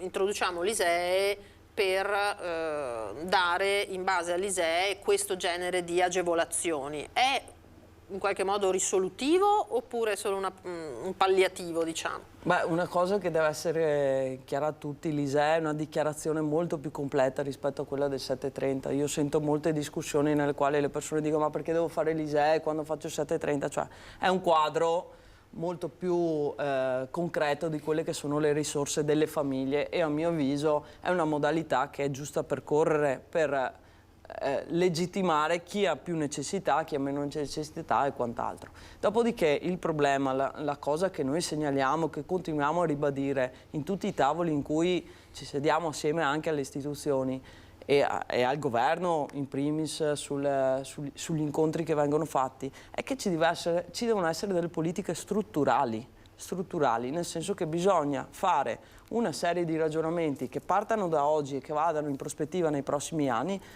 per fare degli interventi mirati per dare veramente ampio respiro e ampio margine a quelle che sono le scelte strategiche in questo Paese, perché sennò rischiamo con queste cose qui a dare da un anno a un anno, lo dicevamo anche 15 giorni fa con il CAF, manuali di 200 pagine per la compilazione dell'ISEE per i 10 euro in più, i 100 euro in più a seconda di se cadi in questa fascia di reddito piuttosto che l'altra, che sono le briciole di un sistema che non vuole strutturalmente investire per migliorare il nostro Paese. Questa è la critica, quindi vanno fatte queste azioni. Le abbiamo giustificate nel periodo della pandemia perché c'erano una serie di priorità del territorio e bisognava intervenire dall'oggi al domani, quindi generalmente si interviene con questi bonus perché oggi faccio un intervento per dare un po' di risorse, ma poi ragiono nel contempo di fare qualcosa di più importante. Oggi siamo nell'ottica, abbiamo un governo che è stato eletto, abbiamo un governo che ha prospettiva, deve ragionare sulla prospettiva e deve ragionare su quello che è il futuro di questo Paese, partendo dal mondo del lavoro e quindi dagli investimenti da fare anche in settori strategici, come dicevamo prima, dell'edilizia, partendo da una riforma fiscale che è fondamentale oggi per veramente redistribuire il reddito, e partendo soprattutto dalla riforma delle pensioni. Dopo vedremo le novità con Lucia di quello che è stato fatto, però anche lì non si possono fare promesse, le persone si aspettano fatti, e ormai i fatti, oggi come oggi, le persone, gli italiani, le italiane, quelli che lavorano nel territorio italiano hanno bisogno di risposte che diano veramente prospettiva, perché dall'altra parte, dall'altra faccia della medaglia abbiamo i costi che sono impennati, si va a fare la spesa e ci sono difficoltà, si deve scegliere cosa comprare, ci sono le risorse energetiche, lo diciamo da mesi, che anche lì non si riesce ad avere un equilibrio, non si riesce a garantire che ci sia un equilibrio nel prezzo, non si capisce perché. Lo abbiamo visto con la benzina ormai il petrolio costa meno di quello che era 5 anni fa. Se guardo il prezzo che nel momento in cui vado al distributore lo pago di più, quindi in realtà capiamo bene, le esigenze sono quelle, noi le diciamo sempre e continuiamo a ribadirle. Bisogna veramente mettere un programma serio sul tavolo e un governo che è stato eletto dagli italiani deve iniziare a concretamente fare interventi importanti e non noccioline. Noccioline. Senta Sara, butto un altro tema e poi andiamo sulle pensioni. Sempre parlando di mondo del lavoro attivo, in questo caso abbiamo visto chiudersi il Carnevale in queste ore e nella città di Venezia, che comprendiamo essere uno dei centri mondiali del Carnevale, e su questo per carità siamo d'accordo, sì, alberghi pieni, locali pieni, città super affollata, ma la Guardia di Finanza si è ritrovata a pescare solo nei controlli effettuati 30 lavoratori in nero, 8 esercizi abusivi. Ecco, il lavoro nero è un'altra piaga di questo tempo, dovuta anche ad altre circostanze, lo sappiamo, perché in questo paese, in questo momento, pare ci sia proprio la tendenza ad andare in cerca di lavori non in regola. Ecco, questo è un altro problema, perché se poi noi guardiamo l'evasione dal punto di vista dell'evasione fiscale, dal punto di vista del nostro paese, lì ci sarebbero risorse per fare tutte le riforme necessarie sulle altre tematiche che affrontavamo prima. La cosa mi viene da sorridere perché anni fa la stessa cosa era successa a Cortina e tutti avevano detto ma perché sono venuti a Cortina dove... Ma mi viene da ridere perché Cortina è una delle città dove tecnicamente ci vanno le persone un po' più benestanti, quindi mi viene da ridere che lì dove si generano importanti introiti, a sua volta ci siano importanti evasioni dall'altra parte, quindi la stessa cosa a Venezia, quando è venuta fuori la notizia, diciamo che non è stato un fulmine nel ciel sereno per tutto quello che sta succedendo, perché c'è tutta questa situazione per la quale molti vanno in cerca di un lavoro in nero perché hanno necessità di avere liquidità nelle tasche, perché poi c'è la situazione magari di ammortizzatori che ci sono attivi, non attivi e anche lì bisognerebbe fare una riforma efficace dal punto di vista degli ammortizzatori e la cosa che mi preoccupa è che non ci sia la volontà di fare un intervento serio e strutturato, anche in questo caso per andare a venire incontro, perché in realtà se uno ha necessità di lavorare è giusto che lavori, è giusto che venga retribuito per quello che deve essere ed è giusto che contribuisca a quello che è il benessere di tutto il resto, perché se le risorse non entrano nelle casse dello Stato, perché non vengono pagate i contributi nei contratti di lavoro e quant'altro, non abbiamo la sanità, non abbiamo le scuole, non abbiamo, cioè c'è tutto un sistema che è correlato a questa attività. E la cosa che mi riaggancio un po' alle parole che dicevo anche prima, la cosa che mi preoccupa è che non c'è correlazione, nel senso che non si tenta veramente di capire che tutti i sistemi sono assieme e si devono parlare uno con l'altro, quindi se le risorse non entrano da una parte, dall'altra parte non ce ne sono e soprattutto non le stiamo indirizzando nelle modalità corrette. I controlli vanno fatti lì dove ci sono meccanismi che non funzionano e secondo me bisogna anche far capire alle persone che il lavoro in nero non è un beneficio che arriva a me. In questo momento qua io sto continuando a corrodere un sistema che non funziona e questo è un po' il problema, perché dobbiamo essere tutti assieme, comunque è il collettivo che manda avanti il paese, non sarà mai l'individualismo. Certo, perché il lavoro nero naturalmente non permette di versare i contributi e le pensioni chi le paga, solita questione. Allora quest'anno tra l'altro ci sono delle novità in materia di pensioni, Lucia, poi c'è anche il tema che c'è chi dice dire addio al super bonus significa salvaguardare risorse che servono anche a pagare le pensioni, perché quelli sono i soldi poi da far tornare. Allora, quali sono le novità che porta con sé quest'anno? C'è stata una riforma, una serie di adeguamenti e a marzo ci sono delle scadenze. Sì, allora fondamentalmente sono state introdotte due norme che già conosciamo con delle modifiche. Una è la norma della pensione con le quote che viene chiamata pensione anticipata flessibile. Siamo arrivati a quota 103, siamo partiti dalla 100, 102 e adesso siamo a 103. La quota 103 prevede un'età di almeno 62 anni e 41 anni di contributi. diciamo poco sconto per una donna che va con una pensione anticipata ordinaria di 41 anni e 10 mesi. Per gli uomini il vantaggio è più consistente perché si parla di quasi 2 anni prima rispetto a un'uscita ordinaria. Questa quota 103 deve essere maturata entro il 2023. Ha un'uscita legata a una finestra che per i lavoratori dipendenti privati o artigiani commercianti è di 3 mesi, per i dipendenti pubblici invece è più lunga e di 6 mesi.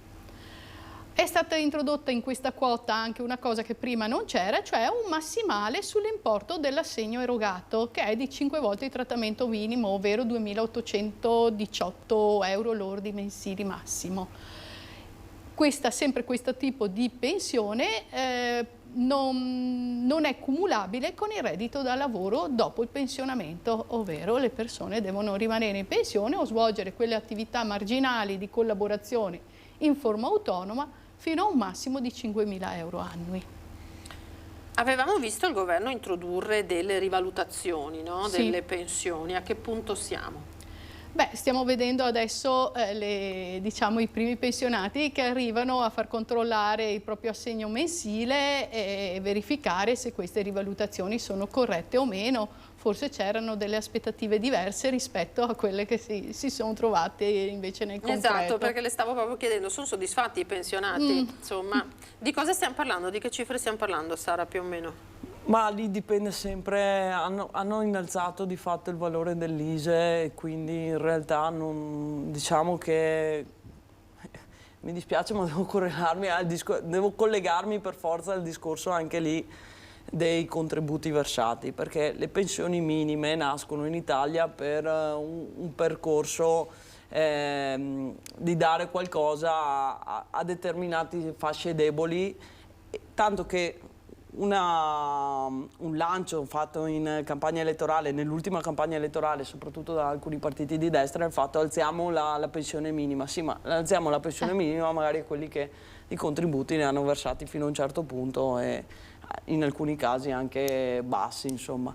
Quindi in realtà anche lì questa riforma, voglio dire, questa riforma che è stata fatta, queste rivalutazioni che vengono date per un valore che può essere su un tetto dei 100 piuttosto che di 300 euro. Adesso bisogna vedere i casi, non vorrei neanche che i telespettatori a casa poi prendessero il numero come definitivo, perché poi quello che fanno i nostri pensionati quotidianamente quando gli arriva la persona, guardano la situazione e capiscono se c'è l'opportunità di avere la rivalutazione, perché ci sono comunque dei requisiti da garantire. E quindi in realtà anche in quel caso lì tanto dipende da come tu dai la rivalutazione. Se la dai una tantum sulle fasce esclusivamente con la volontà di dare il contentino, o se la fai strutturale tenendo conto di quello che è il complessivo, perché poi anche lì le pensioni, noi lo sappiamo, quello che diciamo, un domani il problema della pensione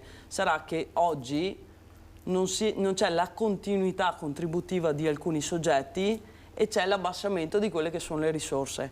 E anche in quel caso là uno che lavorerà 40 anni non percepirà mai quello che percepisce oggi uno che ha lavorato 40 anni. Dopo Lucia è molto più brava di me, per fortuna, anche nell'esposizione di questo concetto. Però il problema è questo. Non è molto incoraggiante però. Quando noi, e quando parlo di noi, parlo della CGIL, ma a livello unitario anche gli altri sindacati, diciamo che servono determinate riforme strutturali, è perché c'è l'esigenza di intervenire in alcune questioni, perché sono problemi che li vediamo oggi e che saranno quadruplicati negli anni, perché è sempre peggio la direzione. Quindi se tu non intervieni oggi rischi che tra 10 anni, tra 15 anni ci sarà ancora meno reddito di quello che hanno oggi. E se oggi ci sono famiglie che non arrivano a fine mese, cioè non è che tra 10 anni non esisterà questa cosa, molto probabilmente la fascia sarà ancora più grande e il problema sarà più sociale ancora di quello che abbiamo oggi. Quindi i pensionati, e qua mi permetto perché li conosco, li incrociamo quotidianamente nelle nostre sedi, sono molto preoccupati perché loro si rendono conto di quello che hanno vissuto loro nel loro mondo del lavoro e di quello che hanno loro oggi. Sono preoccupati di quello che succede ai loro figli, quello che succede ai loro nipoti, quello che succederà domani.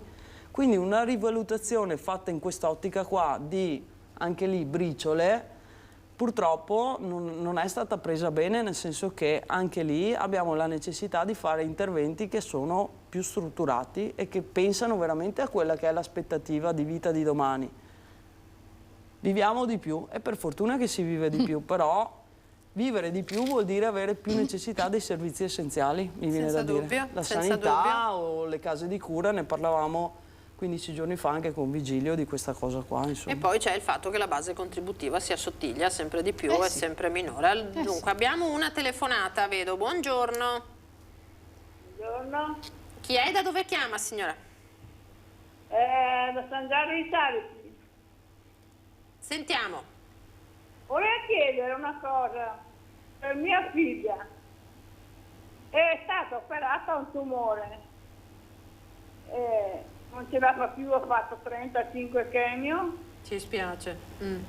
Va a lavorare ma non ce la fa più a stare in piedi. Quanti anni ha? 53.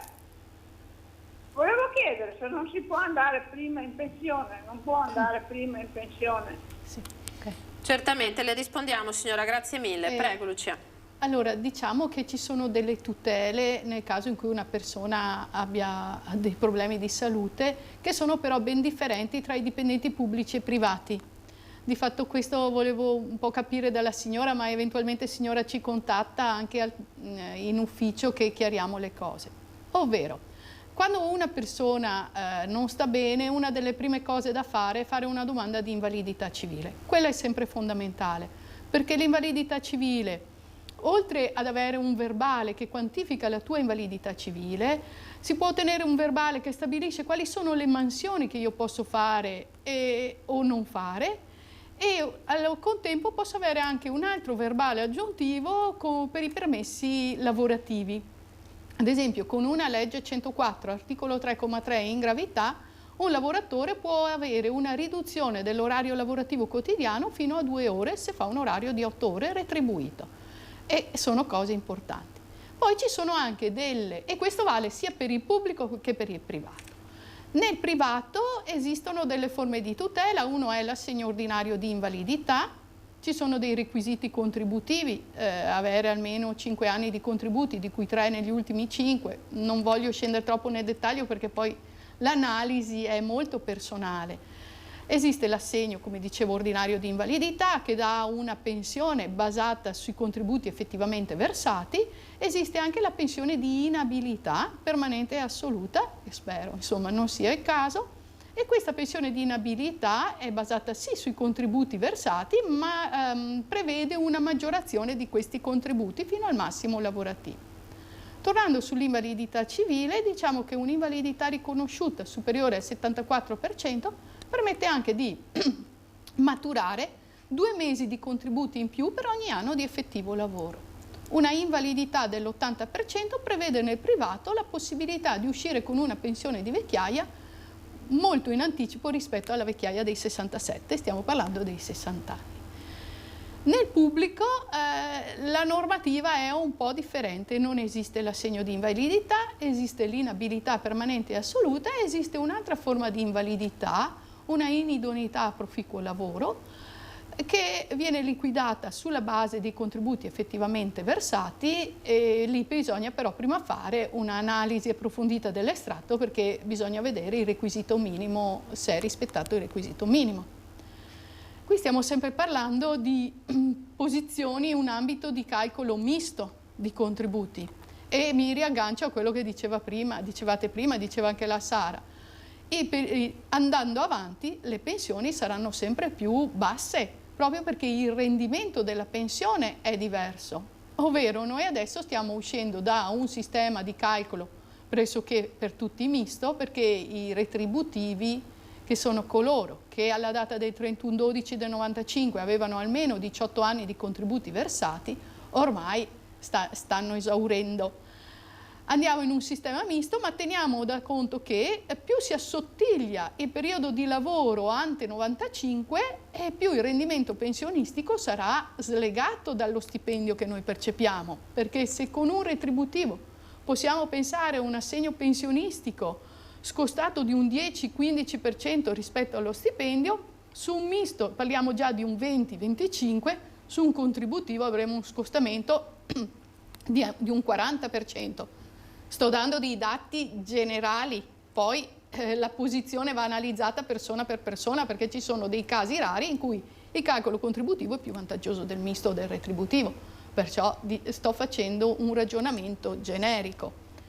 A questo mi collego per parlare della opzione donna. L'opzione donna che cos'è? Non è nient'altro che una pensione che però prevede un calcolo puramente contributivo, anche per chi appartiene a un sistema misto. Questa opzione donna ce l'abbiamo fino dal 95, perché è stata inserita dalla legge 335 del 95, che ha stabilito i 3 sistemi di calcolo, ovvero il retributivo, il misto e il contributivo, per i quali le conseguenze le cominciamo a vedere adesso. Questa opzione donna cosa prevede? Prevede che io fino al 2021, 58 anni di età, 35 di contributi, un anno di finestra e potevo andare in pensione come donna con un assegno però calcolato col sistema puramente contributivo. Per le donne che avevano contributi come lavoro autonomo, l'età era di 59 fino al 2021 e la finestra di 18 mesi. È stata riproposta anche per il 2022, ma vorrei dire sconvolta la normativa. In meglio o in peggio? In peggio, ovviamente.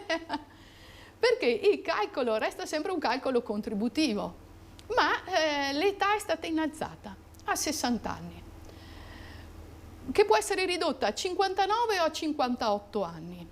Ma oltre ad avere i 60 anni, oltre ad avere i 35 di contributi e a dovermi accontentare di un assegno con calcolo contributivo, perciò in maniera consistentemente ridotta, molto bene. Devo anche essere o invalida al 74% in su o fare assistenza a una persona disabile. E che vuol dire che la platea delle donne che possono accedere a questa prestazione si riduce notevolmente.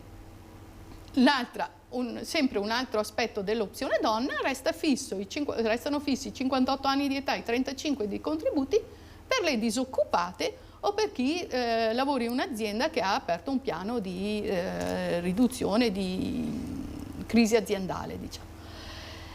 Ma rammentiamo che per i 35 anni dell'opzione donna i figurativi come la disoccupazione non rientrano nel minimo dei contributi previsti, cioè dei 35 anni. I 35 devono essere di effettivo lavoro. Perciò, voglio dire, i paletti che sono stati inseriti con questa nuova normativa ridurranno la platea in maniera consistente. In particolare, voglio dire, per i dipendenti pubblici, e torno qua, che non hanno la terza facoltà, quella del disoccupato o dell'azienda in crisi. Ecco, quindi paletti, Sara, peggiorativi per le donne che evidentemente devono stare al lavoro di più, sobbarcandosi comunque, lo sappiamo, anche la gestione familiare, o che vengono considerate legittimate ad andare in pensione solo se devono accudire qualcuno. Purtroppo, insomma, anche in questo caso, con le cose che sono uscite, ci rendiamo conto di quelle che sono le scelte che stanno operando e di quelle che sono le modalità in cui si sta, la direzione che si vuole intraprendere, insomma. Sulle donne poi ce ne sarebbero da dire. Ce ne sarebbero, perché poi noi sappiamo che si sta spingendo moltissimo, l'Europa con i PNRR sta spingendo tantissimo sulla certificazione di genere. Perché? Perché c'è la volontà di far accedere, noi siamo fanalino di coda, li guardavo proprio ieri i numeri, siamo fanalino di coda sull'occupazione femminile nel mondo del lavoro. Siamo uno dei paesi, adesso non mi ricordo la posizione, però siamo indietro anni luce rispetto a altri paesi europei, quasi, adesso passatemi il termine, quasi terzo mondo, insomma, per percentuali rispetto a quelle che dovremmo avere, rispetto alle istruzioni che ci vengono anche date da anni a questa parte. E anche qua, sulla certificazione di genere, disponibilità di risorse. Che sarebbe? Spieghiamolo. La certificazione di genere vuol dire che che a quelle aziende che parteciperanno a mettersi in luce su quelle che sono le condizioni di lavoro, cioè i ruoli nel posto di lavoro. Ad esempio, io prendo un'azienda di 150 dipendenti, metto nero su bianco i dati, cioè delle donne che ruoli fanno, degli uomini che ruoli fanno per quel ruolo, la retribuzione, se ci sono scatti di, eventuali di super minimi o quant'altro riconosciuti e quant'altro. Quindi veramente in trasparenza quella che è la situazione di genere all'interno dell'azienda. Chi partecipa a questa campagna di certificazione ha tutta una serie di benefici, tra cui anche scontistiche dal punto di vista di contributi e quant'altro. La stanno molto spingendo. Io ho sentito anche l'altro giorno proprio un focus fatto dal Sole 24 Ore assieme alle aziende per spiegargli cos'era queste risorse che arrivavano. Però anche in questo caso facciamo da una parte la certificazione di genere e poi dall'altra parte invitiamo le donne a stare a casa. Invitiamo le donne a dire meglio che voi non andate a lavorare perché la pensione per voi è una cosa che non è, poi non è fattibile. Senza cattiveria per l'altro sesso, ma dicendo attenzione che la cura aspetta a voi comunque, perché l'indicazione, la freccia va dritta. Sì, perché poi che ci anche può lì stare, lo capiamo, per carità, però è comunque anche lì un categorizzare. Ecco, abbiamo una telefonata. Pronto, buongiorno? No, forse non ce l'abbiamo più, mi viene sto sospetto. Scappato. Vediamo se riusciamo a recuperare la persona che aveva telefonato. Attendiamo un attimo. Allora, attendiamo un attimo e riproviamo a sentire. Allora, tutto questo, comprendiamo, va nell'ordine di prendere atto anche concretamente appunto di una base contributiva che si assottiglia e di versamenti che sono sempre minori, Sara. Beh, quello un po' che spiegava Lucia prima, cioè la direzione è quella, proprio perché le riforme che sono state fatte negli anni, giustamente, nel senso che si va su un'analisi contributiva di quello che viene fatto. Il problema è che da una parte, se da una parte andiamo dal punto di vista contributivo a ragionare sulle pensioni che dovremmo distribuire domani, dovrebbero alzarsi gli stipendi dall'altra parte. Per dare più risorse alle persone e per dare l'opportunità di fare aumentare anche quell'aspetto lì. Dopodiché c'è la terza parte che ti dice sì, ma il costo del lavoro oggi è pazzesco perché le risorse io le pago e non arrivano in tasca al dipendente ma arrivano in tasca allo Stato e quant'altro che ha tutta una serie di emergenze da gestire. Quindi è un cane un po' che si morde la coda e c'è l'esigenza veramente di mettere un piano che sia chiaro ed è quello che diciamo. Le riforme fatte così, noi anni che si lavora anche su linee guida, su una piattaforma condivisa che viene condivisa con i governi di volta che ci troviamo sul tavolo, però lì bisogna ragionare in un'ottica di presente ma soprattutto di futuro e di quello che succederà. Certamente. Sentiamo chi c'è al telefono, buongiorno.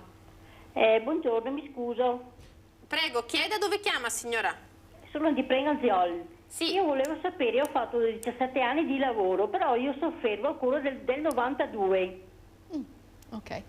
E vorrei sapere quanto che devo andare in pensione, se posso andare o no. Che età ha, signora?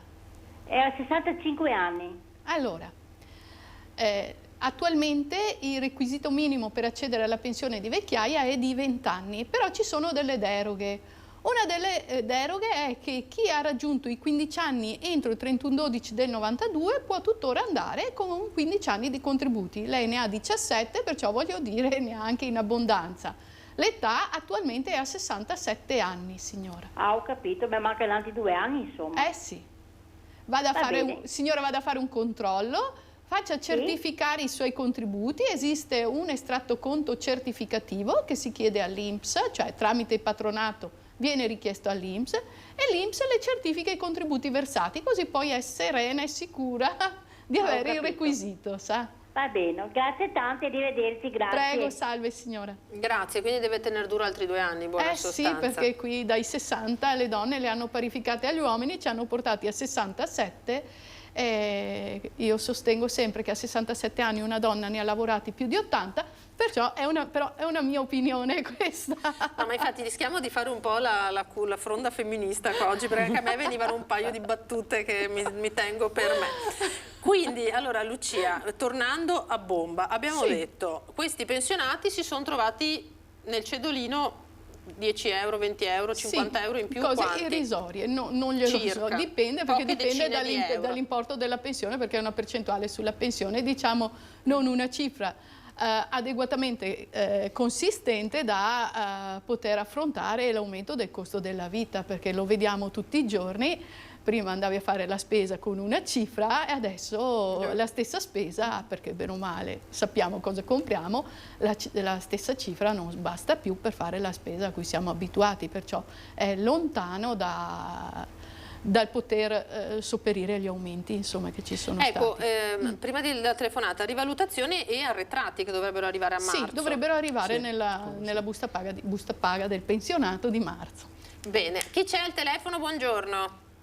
Salve, buongiorno, chiamo Teodoro Cacace, chiamo da Jesolo. Da dove? Jesolo. Jesolo, perfetto, prego.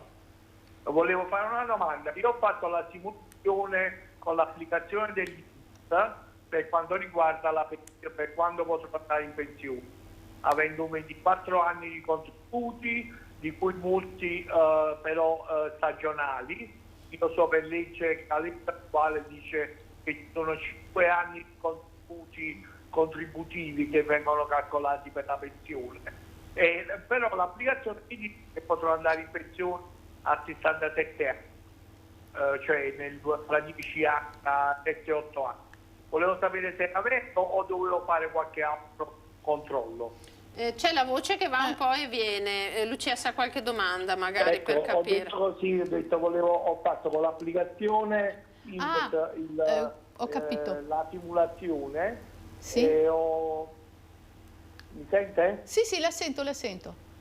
Ho 24 anni di contributi circa, sì, di cui molti stagionali, alcuni 12 anni contributivi, diciamo così, continuativi a tempo indeterminato.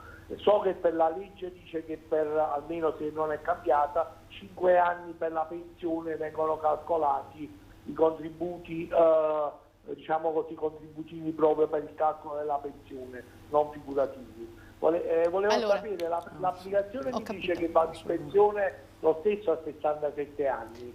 Volevo sapere se c'era qualche variazione oppure era corretto. Per la vecchiaia, per i 20 anni, il requisito minimo per la vecchiaia sono validi anche i figurativi, ok? Anche la disoccupazione, tutto, con un massimale comunque. Io consiglio sempre, come ho consigliato alla signora di prima, se è vicino alla decorrenza, quando mancano 2 o 3 anni, di fare una certificazione dei contributi, giusto per non avere sorprese. Se ha anche l'accesso può anche chiederla autonomamente con il suo SPID, se no si rivolge a un patronato e verrà assistito nel fare questa domanda. Ma il certificare i contributi è sempre importante, sa. Ho fatto già un controllo intorno ai 23-24 anni. Sì, però io sto parlando di una certificazione, ovvero si chiama estratto conto certificativo e va richiesto espressamente nel sito dell'INPS, e l'INPS emette un estratto contributivo che è, diciamo, visivamente differente dall'estratto contributivo che lei trova nel sito dell'INPS. Però quei contributi vengono in qualche modo certificati, cioè l'INPS mette una garanzia su questi contributi versati. E adesso, secondo lei, il conto, come dico io, la serva, avendo 60 anni e un 24 anni di contributi e poi tantissimi stagionali, da quanto dovrei andare in pensione, diciamo? Allora, l'età della vecchiaia, per chi ha meno di 30-35 anni di contributi, altre normative non ci sono se non la vecchiaia. La vecchiaia, che lei abbia 20 anni o ne abbia 29, voglio dire, è a 67 anni. Ho capito, benissimo. La ringrazio moltissimo, è tutto chiaro. Salve. Okay? Grazie a lei. Volevo aggiungere, se posso, una nuova normativa, non è nuova, una vecchia normativa riproposta anche quest'anno, è l'APE sociale, un anticipo pensionistico. Allora, secondo me il problema di queste normative è che non c'è mai niente di strutturale. È difficile alle persone che vengono allo sportello dare una certezza e dire guardi, aspetti un anno e magari avrà un assegno un po' più alto, perché tutti temono che l'anno successivo la normativa che gli interessa gli sia portata via, non ci sia più. Questo clima di incertezza non fa bene a nessuno, non fa bene magari a chi vorrebbe aspettare un paio di anni e decide invece di accedere alla pensione prima. Tornando all'APE sociale. L'APE sociale non è una vera e propria pensione, però è, diciamo, un accompagnamento, un transito. La potremmo definire una specie di disoccupazione, perché come la disoccupazione ha una durata di 12 mensilità, non prevede la 13ª. Ha un importo massimo erogato lordo di 1.500 euro e può essere richiesta anche quest'anno a 63 anni di età. Età 63 anni, i contributi devono essere o 30 o 36. Allora, per 30 anni chi ha una invalidità civile, è disoccupato o assiste una persona disabile, 36 anni per chi svolge un lavoro gravoso. A questo anticipo pensionistico è stata aggiunta la cosiddetta APE rosa, che prevede una riduzione del requisito contributivo dai 36 ai 34 e dai 30 ai 28 per le donne che hanno 2 figli, o un anno in meno se uno ha un figlio, voglio dire. E i requisiti sono fare un lavoro gravoso o usurante, essere invalida o assistere una persona disabile, insomma, ecco. Certamente. Sentiamo chi c'è al telefono. Buongiorno. Buongiorno. Chi è? Da dove chiama? Io chiamo da Cervarese Santa Croce, mi chiamo Giuseppe. Buongiorno. Ascolti, io ho un problema con l'INPS. Io ho sentito l'anno scorso, dicembre del 21, che era stata rinnovata l'APE social. Vado a un patronato, mi dicono lei ha tutti i requisiti. Allora mi fa la domanda. Dopo 5 mesi l'INPS mi risponde che non ho presentato la verifica dei requisiti. Va bene, allora facciamo verifica dei requisiti. Con domanda, nuova domanda. Mi rispondono che non ho i requisiti, con 2 raccomandate. Dopo questa raccomandata mi dicono facciamo la domanda per l'anzianità che lei tra marzo del 2023 compie gli anni 67 anni. Bene, dico io, dopo 3 raccomandate che non ho i requisiti, accetto, che presenteremo a gennaio, 3 mesi prima dei 67 anni. Dopo un mese mi arriva da direttore di Padova Formichella l'attestato che io ho tutti i requisiti dal 2019, da quando ho compiuto i 63 anni, perché ho più di 30 anni di lavoro, perché sono stato disoccupato, in nasti e tutto, però mi danno la pensione, va bene, poi mi chiedono il reddito dopo un mese. Alla fine mi arriva, un mese fa, mi arrivano degli arretrati, cioè prima mandano i soldi, poi mandano la lettera, prima manda la lettera che ti spiega e poi manda i soldi, adesso mandano i soldi prima e mandano la lettera che ti chiarifica tutto quanto dopo, in cui accettano il tutto, però alla domanda di giugno. Ma io la domanda l'ho fatta a gennaio, allora vado e mi informo. Uno dice che è colpa del patronato, l'altro mi dice che è colpa del telefono a Roma all'INPS del patronato, uno dice dell'INPS. Ma se io vado da un patronato che ha detto a fare, cioè 40 anni che fa, questo signore fa queste domande, come può aver sbagliato a farmi la domanda? E gli dico, lei è assicurato? Sì, io sono assicurato, però l'assicurazione non la posso pagare perché non è colpa mia.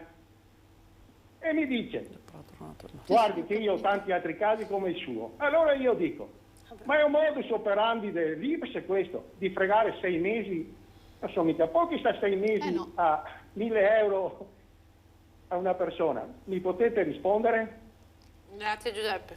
Allora, l'APE sociale prevede che la domanda venga fatta prevede 2 domande praticamente, ovvero io devo fare una certificazione del requisito e poi la domanda vera e propria di APE sociale.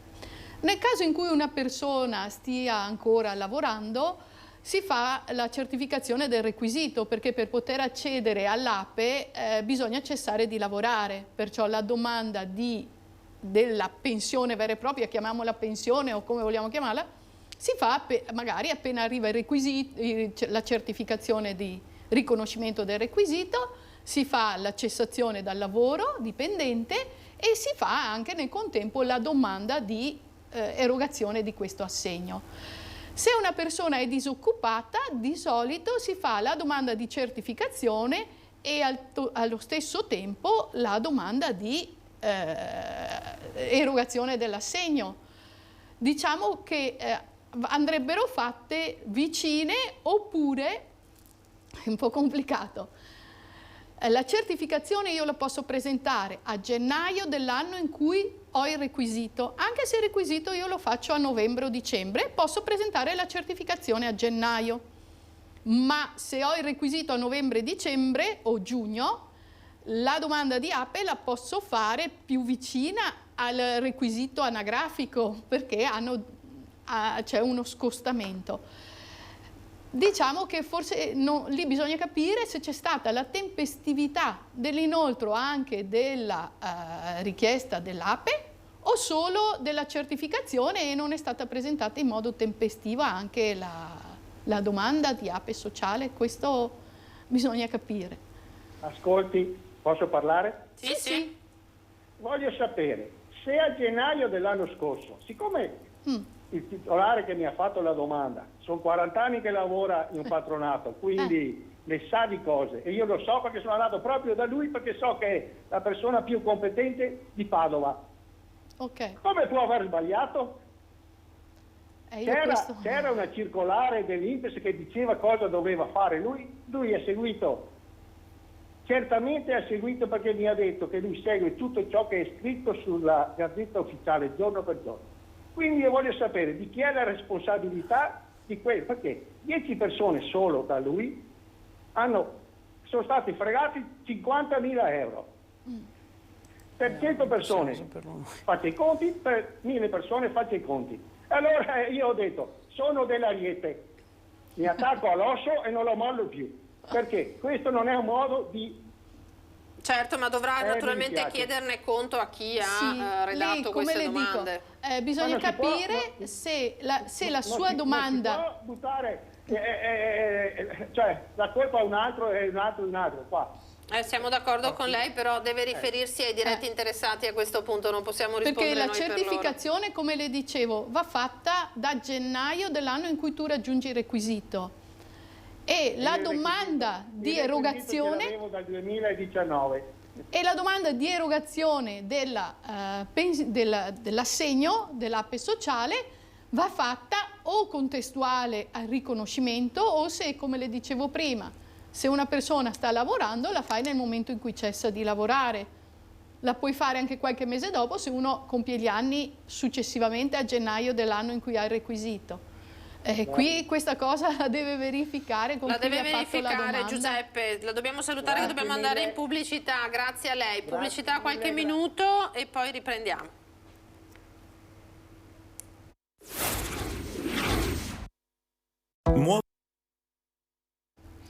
Eccoci di nuovo in diretta, straordinaria Antena 3, stiamo parlando di pensioni con Sara Pasqualini e Lucia Celi della CGIL. Allora Lucia, parliamo di opportunità per le donne in chiusura, ci dica. Allora, opportunità, intanto l'opzione donna è quella che ci hanno riservato, consiglio comunque sempre a tutti di non dar per scontato che l'assegno legato a questa normativa sia svantaggioso economicamente, perché va sempre verificato persona per persona.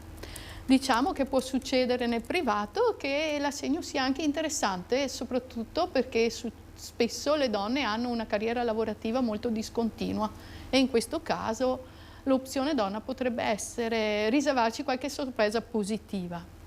Ci tengo a precisare che le normative che noi abbiamo visto passare in questi anni, parlo di quota 100, 102 e la precedente opzione donna, perché i requisiti li ha maturati entro il periodo di vigore della normativa, possono essere esercitati in qualsiasi momento, ovvero se noi abbiamo una donna che entro il 21 aveva 58 e 35, non ha bisogno di essere invalida o disoccupata per fare la domanda di opzione donna, perché ha in qualche maniera cristallizzato un requisito. Benissimo, quindi fate attenzione naturalmente a tutte queste opportunità, a queste opzioni che sono importanti. Sara, in chiusura, non è un panorama semplice, No, certo. ma bisogna sfruttare tutti i canali possibili per far valere i propri diritti come sempre.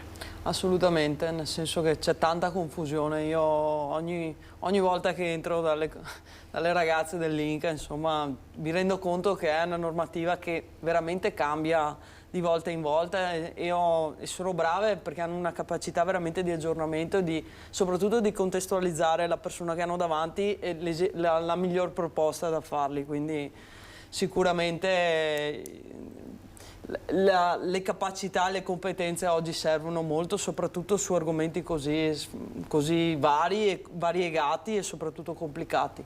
Però bisogna informarsi, questo è il segreto, bisogna provare ad andare a un patronato, provare a fare la domanda e provare a capire la propria situazione, perché anche le informazioni che noi diamo in questa trasmissione sono generali e spesso e volentieri magari uno sente noi, poi arriva da noi e lì riusciamo a mettergli l'abito giusto addosso, perché se no è complicato. Perché quello che si sente anche per televisione, senza nulla togliere ai mass media e il lavoro che fate anche voi, però a volte si dà l'informazione e uno prende quello che gli è stato detto senza cercare di capire la sua situazione rispetto a quella novità.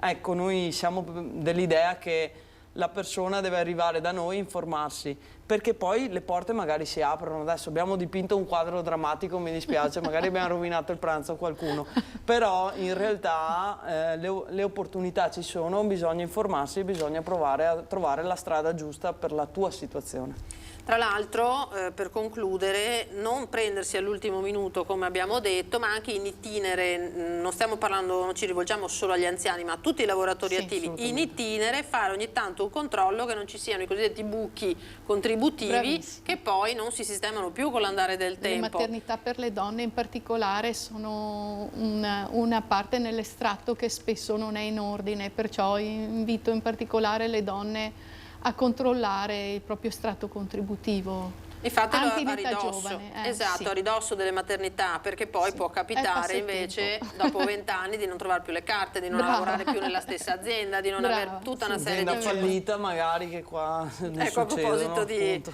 dell'ottimismo di cui parlavamo prima, abbiamo finito, però abbiamo dato degli input importanti e soprattutto, come diceva Sara, rivolgersi a chi lavora in questo settore, ai patronati, a questi uffici che hanno le competenze adatte per valutare situazione per situazione. Grazie come sempre a Sara Pasqualin, segretaria organizzativa della CGIL, Lucia Celi del patronato Inca per tutte le delucidazioni. Grazie a voi che ci avete seguito, speriamo di essere stati anche questa volta utili. Al prossimo appuntamento con la CGIL, io come sempre ringrazio in regia Alberto Piovesano e Francesca Pezzo per aver permesso questa diretta e a voi tutti un buon pomeriggio, arrivederci.